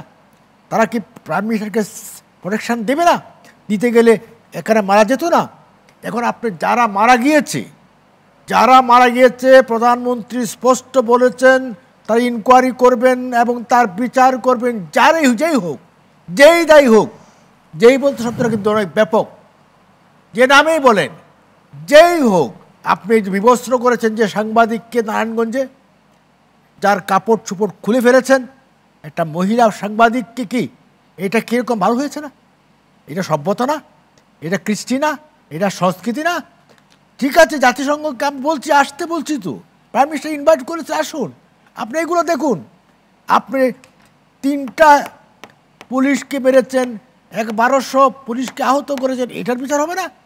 আপনি জাহাঙ্গীরের এপিএসকে খুন করেছেন, সবুজকে খুন করেছেন, আপনি এমনকি যে ছেলে রংপুরে নিহত হয়েছে গুলি করে, কে মেরেছে সেটাও বের করতে হবে, ইনকোয়ারি করে এটাও বেরিয়ে আসবে, এটাও বিচার হবে, সবগুলো বিচার হবে। আপনি বলছেন গুজবের কারখানা, হঠাৎ করে গুজব ছড়িয়ে গেল বেগম জিয়া নিহত হয়েছেন, মারা গেছেন। তারপর দেখলাম বিএনপি থেকে বলা হচ্ছে না না না, আমাদের নেতৃত্ব সুস্থ আছে। এতদিন বলছে অসুস্থ, গুজবকে কিল করার জন্য, পরে বলছে সুস্থ। তারাও কিন্তু গুজবের মধ্যে পড়ে গেছিল। যে বিএনপি গুজব আর গজবের পার্টি, সেই বিএনপি কিন্তু গুজবের মধ্যে পড়ে গেছিল। এখন আপনি বলছেন আনিকা তাসনিমের, সে 22 জুলাই মারা গেছে। আর গত মঙ্গলবার, গতকালকে প্রথম আলোর সাথে সে সাক্ষাৎকার দিয়েছে, কই আমি তো মরিনি, আমি তো বেঁচে আছি। প্রথম আলো লিখেছে নিজে, প্রথম আলো পত্রিকায় পড়েছি, অনলাইন পড়েছি। সেই প্রথম আলো তো বলেছে আমি তো বেঁচে আছি, আমাকে ট্রল করা হচ্ছে, আমার ছবিটা দিয়ে ট্রল করা হচ্ছে আমি মরে গেছি। এমন বহু ফেক আইডি থেকে ছবি পোস্ট করে বলা হচ্ছে মারা গেছে। এখন আজকে দেখলাম বলা হচ্ছে যে কিছু কিছু যাদেরকে মারা গেছে এরা বলতেছে আমরা তো বেঁচে আছি, তা আমাদের নামে গায়েবানা জানাজা হলো কেন? সুতরাং হ্যাঁ, মৃত্যু হয়েছে, আমরা তো অস্বীকার করছি না। যারা মৃত্যু হয়েছে, মারা গেছে, সব মৃত্যুর বিচার হতে হবে। এটা আমরা প্রধানমন্ত্রী বলেছেন, এই টক শোতে বললাম, সব মৃত্যুর বিচার হইতে হবে। পুলিশ হত্যার বিচার হতে হবে, আপনার জাহাঙ্গীরের প্রেস হত্যার বিচার হইতে হবে, সবুজ হত্যার বিচার হইতে হবে, রংপুরের যে ইউনিভার্সিটি ছেলেটা মারা গেছে তার হত্যার বিচার হইতে হবে, এবং 150-200 যারা মারা গেছে সকল হত্যার বিচার হতে হবে, এবং যারা ইনজুর্ড আছে হাসপাতালে, পুলিশে, সবগুলোর বিচার হতে হবে। জাতিসংঘ আসলে আমরা সবগুলো দেখাবো এইগুলো হয়েছে বিচার। আপনারা কোন বিচার চান? ডেমোক্রেটিক বাংলাদেশ চান না জঙ্গিবাদের বাংলাদেশ চান? আপনারাই বলে যান যে জঙ্গিবাদের বাংলাদেশ চান, এটাও বলে যান যে জঙ্গিবাদের বাংলাদেশ হয়ে যাক। কে?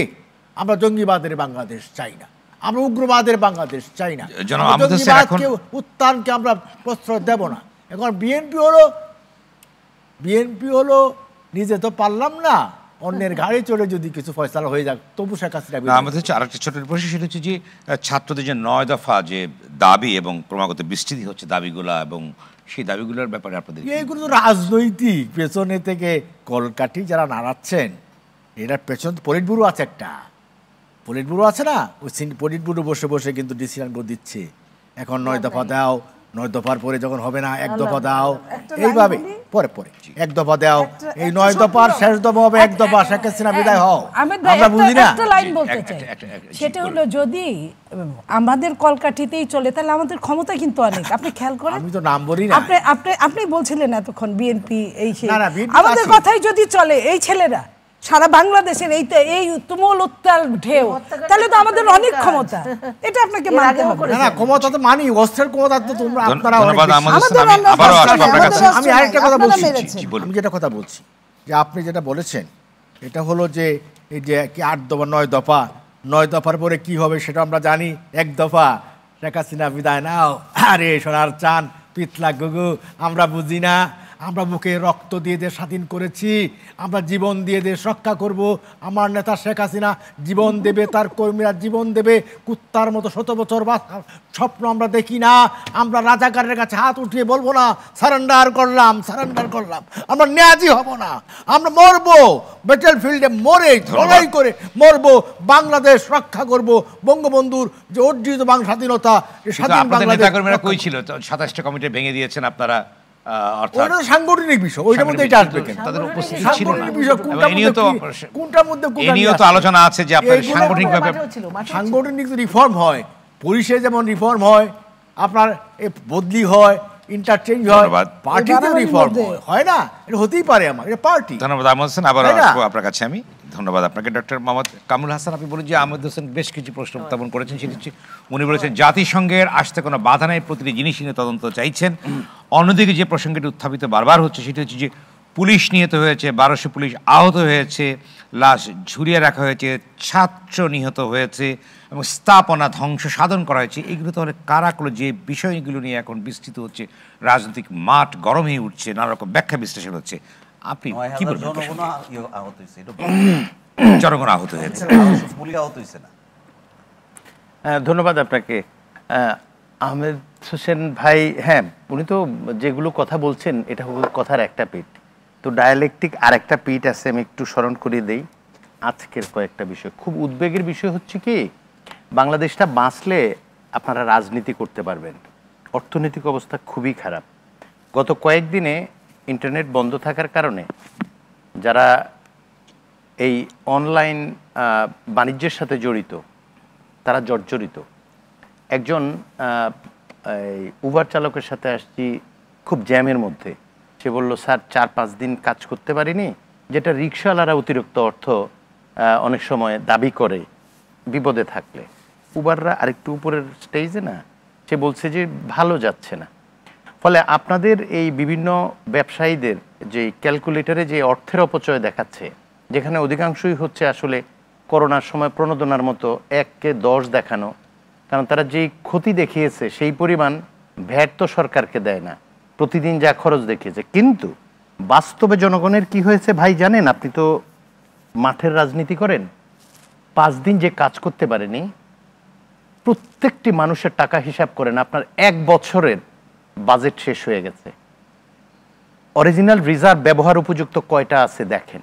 দেশটাকে বাঁচাতে হবে। এই যে র্যাটরিক, এই যে 1 তারিখ থেকে 15 তারিখ পর্যন্ত শিক্ষার্থীরা যখন মহামান্য রাষ্ট্রপতি পর্যন্ত স্মারকলিপি দিল, কোন স্টেপটা বাদ রেখেছে?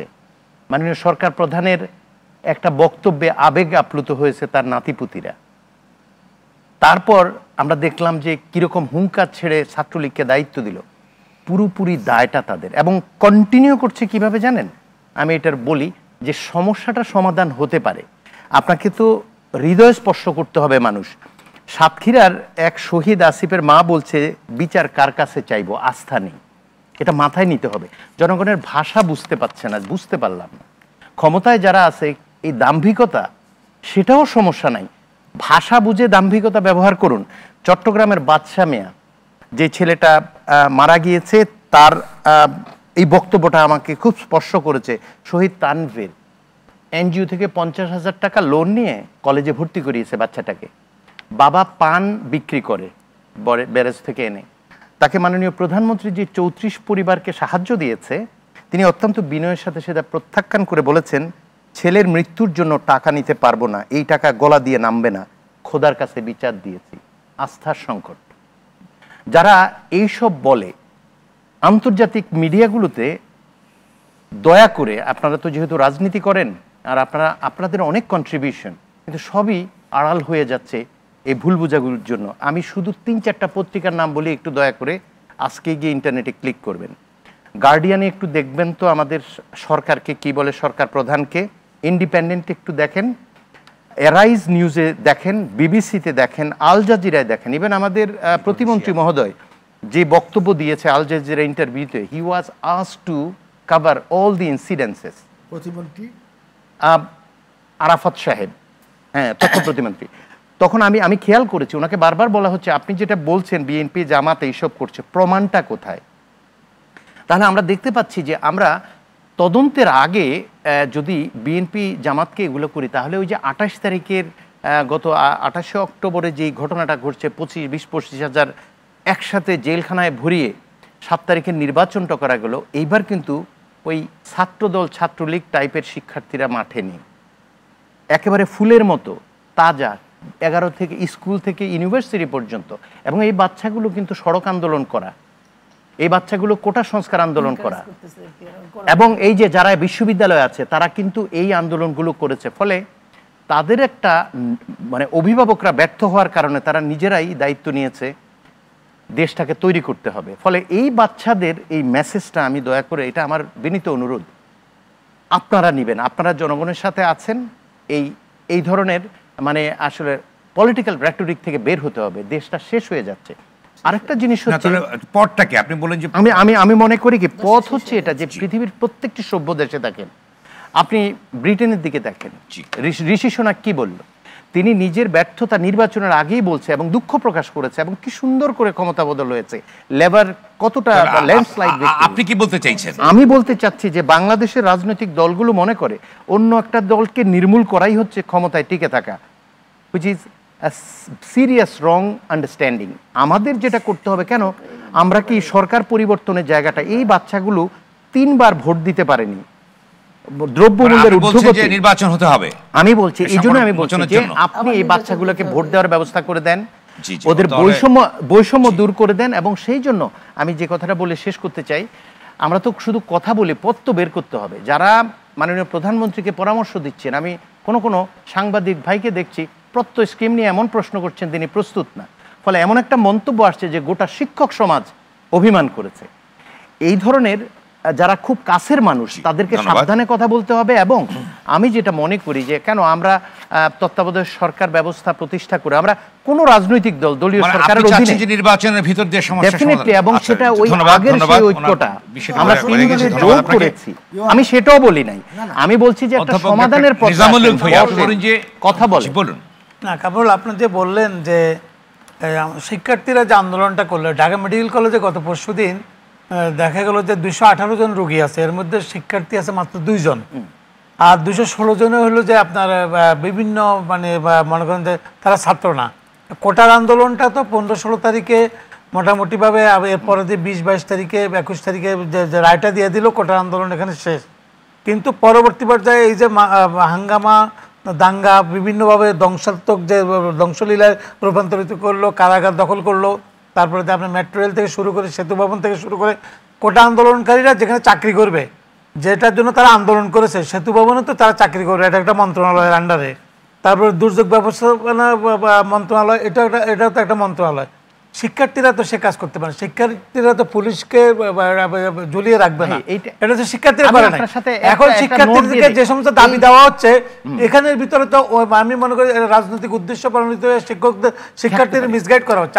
বিদেশে আন্দোলন করছে না, গাজা ইস্যুতে সারা আমেরিকাতে কিভাবে আন্দোলন হয়েছে, আপনার কলম্বিয়া ইউনিভার্সিটি থেকে শুরু করে, ইয়েল ইউনিভার্সিটি থেকে শুরু করে, ইংল্যান্ডে আন্দোলন হয়েছে, তারপরে ফ্রান্স আন্দোলন, একটা পর্যায়ে আন্দোলন থেমে গেছে। আমাদের এখানে শিক্ষার্থীরা আপনার এই যে রাস্তার আন্দোলন করেছে না, ছাত্ররা ইস্যু ভিত্তিক আন্দোলন করে, কিন্তু এবার দেখলাম ছাত্ররা ইস্যু ভিত্তিক আন্দোলন করার পর এর পরবর্তী পর্যায়ে এটাকে যেভাবে মিসগাইড করা হচ্ছে, এটা তো শিক্ষার্থীদের কাছে আন্দোলনটা আর নেই। আপনি সুযোগ দিলে একটি বাক্যে এটা উত্তর দেই। দেখুন, ছাদে যখন বাবার কোলে 3 বছরের শিশু প্রাণ হারায়, যখন ঘরের ভিতরে হেলিকপ্টারের থেকে পানি এসে প্রাণ কেড়ে নেয়, তখন কিন্তু আন্দোলনকারী শিক্ষার্থীদের বাইরেও যারা অংশগ্রহণ করেনি তাদের তালিকা থাকবে মৃত্যুর তালিকায়।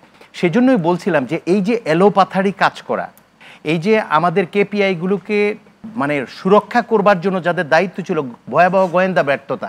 অথচ দেখেন বিএনপি, জামাত বা জঙ্গিকে নির্ধারণ করার ক্ষেত্রে তদন্তের আগেই কিন্তু এই আমাদের ভাইরা এই কথা বলে দিচ্ছে, অথচ এই কথা একজন আহমেদ হোসেন ভাই বলতে পারে, আমার পুলিশ ভাই বলতে পারে না। আসবো আপনার কাছে, আমি আবার আসবো। দায়িত্বপ্রাপ্ত যারা আছেন ওনারা সতর্কতা, ওনাদের শব্দ চয়নগুলো এটাই আমি বলছি, ওনারা করা ওইভাবে করা উচিত। আর যেহেতু এটা বিচারাধীন বা এটা তদন্ত কমিশন করা হচ্ছে, তদন্ত কমিশনের মাধ্যমে দেখা যাবে এটা কি হেলিকপ্টার থেকে পড়ছে নাকি সরাসরি পড়ছে না নিজেরা। আপনি বলুন যে যেটি ছাত্রদের 9 দফাতে 1 দফা থেকে 9 দফায় পৌঁছেছে এবং শেষ পর্যন্ত উনি বলবার চেষ্টা করলেন যে এটা সমাধান হবে নির্বাচনের ভিতর দিয়ে, তাহলে কি দাঁড়াচ্ছে? আমি সেই নির্বাচন তো আপনার সাথে যেন হয়ে গেছে, এখন আবার হঠাৎ করে আপনার 3-5 মাস পরে আবার নির্বাচন কেন আসবে? জি, এটা তো রাজনৈতিক, এটাই তো আমাদের কোমলমতি শিক্ষার্থীদেরকে আমরা আর কত মানে এখন যদি শিক্ষার্থীদেরকে, তাহলে তার শিক্ষার্থীদেরকে আমরা ক্লাসরুমে নিয়ে যেতে পারবো না, ওরাই তো এমপি পদপ্রার্থী হয়ে যাবে, 9 দফা ওদের মধ্যে নেতা নির্বাচন হয়ে যাবে, আর কেউ রাজনীতি করা লাগবে না। শিক্ষার্থীদেরকে এইভাবে বিপদে পরিচালনা, শিক্ষার্থীরা যেখানে যারা হত্যা হয়েছে, হত্যা তারা নিন্দা করতেছে, হত্যার বিচার, তারপরে দেওয়া তাদের যে দাবিগুলো, সেই দাবিগুলো তো হইতেই পারে, কিন্তু এটাকে রাজনৈতিক উদ্দেশ্যে যারা ব্যবহার করতে চাচ্ছে এটা কোনোভাবে কাম্য না। ধন্যবাদ। রেজাউল ইসলাম ভূঁইয়া, রাজনৈতিক উদ্দেশ্যে যে ব্যাপারগুলো আসছে, আমার ব্যক্তিগত মতামতটা হলো যে রাজনৈতিক তো তখনই জড়িত হয়েছে যখন এটা রাজপথে গড়াইছে। এখন রাজপথে গড়ানোর পথটা করে দিল। 14 বছর ধরে আমরা দেখলাম ঢাকা বিশ্ববিদ্যালয়ের সমস্ত হলগুলোতে ছাত্রলীগের দখলে, ছাত্রলীগের বাইরে কোনো ছাত্র সংগঠন নাই। 14 তারিখ রাত্রে দেখলাম সেই ছাত্রলীগকে ওই ছাত্ররা কানে ধরে উঠবস করে বিভিন্নভাবে ইয়ার থেকে বাইর করলো।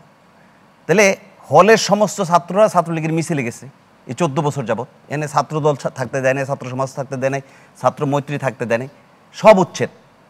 তাহলে ওই 14 বছর হলে থাকা ছাত্রলীগ কেন ছাত্রলীগের বিপক্ষে গেল?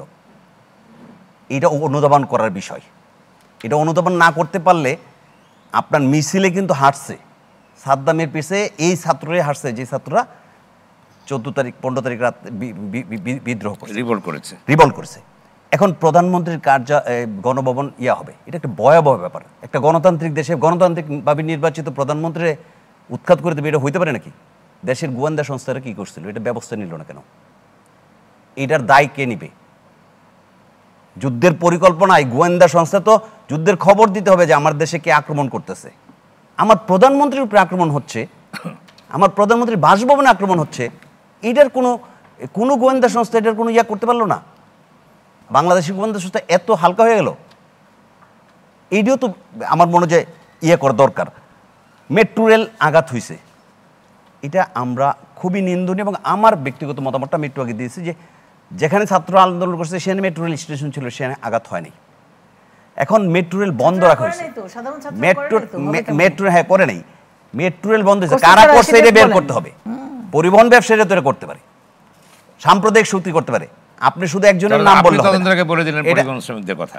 আমি বলছি সরকার তদন্ত করে বের করবে, আমি তদন্ত করার দায়িত্ব নেই, আমার কোনো ইয়ের ব্যাপার না। সরকার তদন্ত করে এটা প্রকৃতটা বের করতে হবে। কেন শাহবাগের মেট্রো রেলে আগুন না লেগে, টিএসসির মেট্রো রেলে আগুন না লেগে মিরপুরের মেট্রো রেলে আগুন লাগলো, এটা সরকারের গোয়েন্দা সংস্থা বের করবে, সরকার বের করবে। এটা আমাদের দায়িত্ব না, ওই টিচারদের দায়িত্ব না। এখন আপনার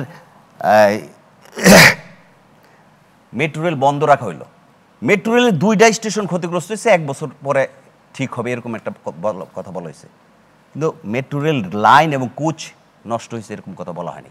তাহলে মেট্রো রেলের 17টা স্টেশন 18টা স্টেশনের মধ্যে 2টা স্টেশন বন্ধ রাখেন, মেট্রো রেল চালান, জনগণের দুর্যোগ নাই। রেল বন্ধ, যাত্রীবাহী রেল আপনি দেখেন, যাত্রীবাহী কন্টেইনার চলতেছে, যাত্রীবাহী বাস মালগাড়ি চলতেছে, কার্গো চলতেছে, কমিউনিটি ট্রেন চলতেছে। আপনি যাত্রীবাহী নর্মাল ট্রেনটা বন্ধ রাখছেন। তা আপনার যদি মালবাহী ট্রেন চলতে পারে, কমিউনিটি ট্রেন চলতে পারে, কম্পিউটার ট্রেন চলতে পারে, তেলের কন্টেইনার চলতে পারে রেলে, কেউ আঘাত না করে, তা আপনি যাত্রীবাহী ট্রেনটা কেন রাখছেন? জনগণের দুর্যোগ বাড়ানোর জন্য রাখছেন। এটা একটা রাজনৈতিক উদ্দেশ্য। জনগণ যাতে ক্ষেপে ছাত্রদের উপর, আন্দোলনকারীদের উপর। আপনার ট্রেন তো চট্টগ্রাম থেকে ঢাকা আসছে এবং সেটা কোনো পক্ষেই স্বীকার যাচ্ছে না। না নিজাম ভাই, না জনগণ এই যে কথাটা আমি বলছি, যে কন্টেইনার ট্রেনটা চিটাগং থেকে ঢাকা প্রতিদিন আসছে, সেই লাইন দিয়ে যাত্রীবাহী ট্রেনটা আসলে অসুবিধা কি? আপনি ছাড়ছেন না কেন? সিকিউরিটি রিজনে যা যে তাণ্ডব হয়েছে দেশের উপরে, মৃত্যু হওয়ার পরে 80-র দশকের তাণ্ডব আপনারাও দেখছেন, আমরাও দেখছি। ওই সময় কয়টা লোক মৃত্যুবরণ করেছে দেখেন। এই যে 200 জন, সেই সময় সরকার এটা মারে নাই লোকজনকে পাখির মতো।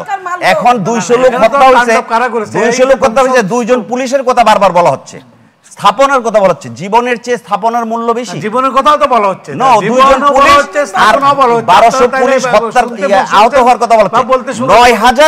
9000 ছাত্র জনতা আহত হইলো, এইটার ব্যাপারে কোনো বক্তব্য নেই। এইটা এই বক্তব্যটা নেই। আপনি যদি টিভি গুলো দেখেন, বাংলাদেশের দেশীয় মিডিয়া দেখেন, বাংলাদেশের দেশীয় মিডিয়া না করেছি আমরা বলেছি সবগুলোর বিচার হবে। হ্যাঁ, সবগুলোর বিচার হবে, তদন্ত হবে। বাংলাদেশের মিডিয়া দেখেন, বাংলাদেশের মিডিয়ায় এটারও বিচার হবে। সরকার যখন আহমদ ভাই আমার এখানে বলতে নীলু বাবা আপনাদের সঙ্গে কথা বলেন, আমাকে বলতে দেন। সরকার যখন বিচার বিভাগীয় তদন্ত কমিশন করছে, সরকার বিচারের জন্য ব্যবস্থা নিচ্ছে, এটা আমরা জানাই, তখনও কোনো মিডিয়া একটা মৃত্যুর সংবাদ দেয় না। তাহলে সরকার কোন মৃত্যুর জন্য এই তদন্ত কমিশন করলো? না, মৃত্যুর সময় এসেছে যে কতজন মারা গেছে আসছে, বিচার বিভাগ তদন্ত কমিশন মৃত্যুর জন্য করেছে। আমি দেখি নাই। আপনি 14 তারিখের পরে 15 তারিখের পর থেকে টিভির ইয়াগুলো দেখেন, কোন স্কেলের মধ্যে এটা ছিল না। বাংলাদেশ সাংবাদিকরা এই সৎ দেখাতে পারে না। কোন অদৃশ্য শক্তির কারণে দেখাতে পারেন এটা জানে। অতীতে দেখছি কোন অদৃশ্য শক্তি এলে প্রেস ক্লাবে গেছে সমস্ত সাংবাদিকদের এই ফেডারেশনগুলা, এখন সেখানেও গিয়ে আসলে কোনো কথাবার্তা হয় না। এইটা আমাদের জাতিকে কোন জায়গায় নেওয়া যাবে? কারণ সমস্ত মাথার মধ্যে যখন পচন দূরে যায়, শিক্ষকের মাথায় পচন দূরে গেল, রাজনীতির পচন দূরে গেল, সাংবাদিকের মাথায় পচন দূরে গেল, সত্য কথা বলা যায় না, আমরা দল তুষ্ট হয়ে কথা বলি, আমরা পক্ষে কথা বলি। এই অবস্থা যদি চলে, তাহলে দেশ যেইভাবে আগাবে, তখন জঙ্গিরা এই জায়গার মধ্যে জায়গা করবে, সাম্প্রদায়িক শক্তি এই জায়গার মধ্যে জায়গা করে। আমার বক্তব্য হলো, আমরা সঠিক কথাটা বলি, এবং জঙ্গি, সাম্প্রদায়িক শক্তি এবং তৃতীয় পক্ষ যেটা বলা হচ্ছে, তাদেরকে আমরা করি। মাননীয় প্রধানমন্ত্রী বলেন সবার বিচার হবে। পুলিশ ছাত্রদের নামে চার্জশিট দিচ্ছে, ছাত্রদেরকে আসামি করছে, এবং চার্জশিট করছে এমন ভাবে যে ছাত্র হত্যার জন্য ছাত্ররাই যায়। সরি, দিচ্ছে না, চার্জশিট না। ধন্যবাদ রিজাউল ইসলাম ভূঁইয়া, ধন্যবাদ। আমি একটা মিনিট, আইনমন্ত্রী মহোদয় যেটা বলেছেন যে আমাদের কোটা আন্দোলনে যে সমস্ত শিক্ষার্থী আছে তাদের বিরুদ্ধে কোনো মামলা নেওয়া হবে না, এটা আমরা বিশ্ববিদ্যালয় থেকে বলছি, এবং আমি এখানে মিডিয়ার মামলা নেওয়া হয়েছে, সেটা তদন্ত সাপেক্ষে ছেড়ে দেওয়া হবে। না না, তদন্ত সাপেক্ষে ছেড়ে দেওয়া হবে। তদন্ত সাপেক্ষে। আরেকটা কথা বলে আমি শেষ করে দিচ্ছি, আর সময় আমাদের নেই। জি, আপনি বলুন, আপনি 10 সেকেন্ডে বলুন যে এই উদ্বেগ কিভাবে কমানো যাবে। উদ্বেগ কমানোর জন্য সবাইকে উদার হইতে হইব। আমি আমার পক্ষের জন্য যতটুকু কথা বলা দরকার একটু কথা বলবো। উদাহরণটা কি, কোথায়? ওই হত্যাকাণ্ডকে হত্যাকাণ্ড হিসেবে স্বীকার করব না, লুকায় যাব, সেটা সরকার অন্য বলেছে। জায়গায় যাব, ধন্যবাদ, ধন্যবাদ। এটা আমার মনে হয় যে উদার হতে হবে। ধন্যবাদ। তাইলে ইয়া হবে না। আমাদের স্যার আপনি বলুন যে কিভাবে উদ্বেগ কমে আসবে? না, আমার কাছে তো উদ্বেগ নাই। উদ্বেগ তো হলো অপোজিশন পার্টির কাছে, আমাদের অপোজিশন পার্টি। না, সাধারণ মানুষের কাছে তো উদ্বেগ আছে, আপনার স্বীকার সাধারণ না মানুষের করলে তো মাঝে সমস্যা আছে। ডিনায়াল করলে তো হবে না। এখানে কামরুল সাহেব যে কথাটা বলেছেন ইকোনমি নিয়ে, হ্যাঁ ইকোনমি নিয়ে তো বলা আছি। ইকোনমি নিয়ে ব্রিটিশ বর্তমান প্রধানমন্ত্রী বলেছে ইকোনমি অবস্থা ভালো নয়। জার্মানের অর্থমন্ত্রী বলেছিল আমরা ফকির হয়ে যাচ্ছি। পৃথিবীতে ইকোনমির প্রবলেম সব দেশেই আছে, আমার দেশেও আছে, অস্বীকার করবো কেন? এই 5 দিনে ইকোনমি শেষ খারাপ করতে হবে। হয়েছে, নিশ্চয়ই খারাপ হয়েছে। আবার ইকোনমি ঠিক হয়েও আসবে। কালকে থেকে রেগুলার হয়ে যাচ্ছে, ট্রেন চালু হচ্ছে কালকে থেকে। আপনাকে আশ্বস্ত করছি অপোজিশন লিডার, আপনার তো মেইন অপোজিশন, ট্রেন চালু হচ্ছে, বাড়ি যেতে পারবেন, অসুবিধা হবে না। সুতরাং উদ্বেগ উৎকণ্ঠার মধ্যে থাকে। আমি বলছি সেলিম সাহেব, উদ্বেগ উৎকণ্ঠার মধ্যে যারা জীবন কাটাতে চায় তারা দেশের রাজনীতি বুঝে না, তারা দেশ ছাড়ার অযোগ্য। কাজে আমরা উদ্বেগ উৎকণ্ঠার মাঝে নেই, আমরা সব উৎকণ্ঠাকে ফেস করতে পারি। নির্বাচনের মনে আপনি আমাদের বলেন যে নেতা শেখ হাসিনা সব ফেস করতে পারে। অন্ধকারে মানুষ যারা ভয় পায় তারা নাকি জোরে জোরে চিৎকার করে গান গায়। তা আমি আজকে আওয়ামী লীগের সংক্ষেপে নেতাদের বলতে হবে। চিৎকার করে গান গাওয়া শুনে বুঝলাম যে তাদের অবস্থা ভীষণ শোচনীয়। তাদের অবস্থা ভালো হোক, আমি এই দোয়া করি। সেই সাথে আমি বলতে চাচ্ছি, সেই দিন যারা যে জাতিসংঘ যেটা বলেছে যুদ্ধে যে সমরাস্ত্র ব্যবহার করা হয় এই বাচ্চাদের, কোমলমতি বাচ্চাদের মারার জন্য সেই সমরাস্ত্রগুলো ব্যবহার করা হয়েছে। আমি শুধু এটুকু বলতে চাই, অতিরিক্ত জাতিসংঘ কমে আসবে কিভাবে? আপনি শেষ করুন, আমাদের প্রায় সময় শেষ। উদ্বেগের কারণ না বলে তো উত্তর দিতে পারবো না, না। সময় আমাদের আপনি নেই। যদি বলেন অনেক উদ্বেগ বলেছেন। কমে আসবে, আজকে অধ্যাপক সলিমুল্লাহ খান একটা কথা বলেছেন, ওনাকে ধন্যবাদের সাথে বলছি, যারা নিজেরা রাজাকার তারা অন্যকে বলে রাজাকার। হত্যাকারীর কাছে বিচার কি করে চাইবেন? হত্যাকারীর কাছে যদি বিচার চাইতে হয় উদ্বেগ জীবনেও কমবে না। উদ্বেগ কমাতে হলে উই আর ইকুয়াল হয়ে সামনাসামনি বসেন। কিভাবে কে কোথায় ছিল অরিজিনাল পিকচার কিন্তু জনে জনে আছে। মানুষ যেখানেই যারে মারছে আরেক লোক কিন্তু তার মোবাইল দিয়ে ভিডিও করছে, সবকিছু বন্ধ করে দিয়েছে, কিন্তু ভিডিওগুলো কিন্তু ডায়ালগের কথা বলছেন। আমি বলবো যে নেমে তারপরে ডায়ালগে আসেন। নরমালি আপনি উৎসাহিত থাকবেন, আপনার কাছে ক্ষমতা, আর আপনার সঙ্গে আমি ডায়ালগে যাব, এত নালি আদেশেন না। আরে মনিয়াপা মামার বাড়ির সঞ্জিদা খান আমাদের সবাই বলে দিবেন। কামরুল হাসান বলেছেন নির্বাচনী পথ, অবশ্যই নির্বাচনী পথ। 4.5 বছর অপেক্ষা করেন, তারপরে নির্বাচন হবে, জনগণ চাইলে আসবেন। নাম্বার 1। নাম্বার 2, খুনি চরিত্র কারা বলছে, কাদের মুখে, কাদের দল খুনি দল, কারা বন্দুক থেকে ক্ষমতায় এসেছিল, ক্ষমতায় এসে দল গঠন করেছিল, দল গঠন করে কারফিউ দিয়ে দেশ চালিয়েছিল দিনের পর দিন, কারা হানা ভোট করেছিল, সেই দলের চোরের মার হচ্ছে বড় গলা, তো বক্তৃতা হয়ে গেল, চোরের মার বড় গলা। শেষ করতে হবে। আর ল্যাঙ্গুয়েজের বিষয়ে আমাদের আসলে একটু সচেতন উনি বলেছেন ডায়ালগের কথা, অর্থাৎ নেমে এসে ডায়ালগ। ডায়ালগ কার সাথে করব? ডায়ালগ উনি বলেছেন যে কার সাথে করব? পক্ষের সঙ্গে। এখন আমি একটা জিনিস পরিষ্কার, সেটা হলো যে সবসময় আমাদের দুইটা দলেরই সামরিক শাসন দিয়ে শুরু হয়েছিল। সেই দুই দলের দুইজনই পাশাপাশি বসেছেন এবং যুক্তি করে কথা বলে তারা উত্তর দিচ্ছেন। এটা খুবই স্বাভাবিক, এটা খুবই স্বাভাবিক। আমি সাজিদা আবার ওই জায়গায় আমাদের সাথে বসতে পারলে খুশি হই। কথায় মিল আছে। অর্থনীতি ধ্বংস দেখছেন, শেষ করতে হবে। চাইছিলেন তো ওই সময়ই যখন। ধন্যবাদ সঞ্জিদা খান, আর সময় দিতে পারছি না। আপনি 14 বলছেন বছর ব্যবহার করলেন আপা আমাদেরকে, এখন ভুলে এলেন গা। আপনারা ব্যবহার করেন কেন? সেই স্বপ্ন দেখে লাভ নেই। নির্বাচনের মধ্য দিয়ে ক্ষমতা বদল হবে, কোনো অবৈধ পন্থায় ক্ষমতা আসতে পারবে না। এবারও আবার আপনি জনগণ প্রমাণ করে। ধন্যবাদ আপনাদের সবাইকে আলোচনা অংশ নেবার জন্য। দর্শক, আজ এ পর্যন্তই। সবাই ভালো থাকুন, আর টিভি সঙ্গেই থাকুন।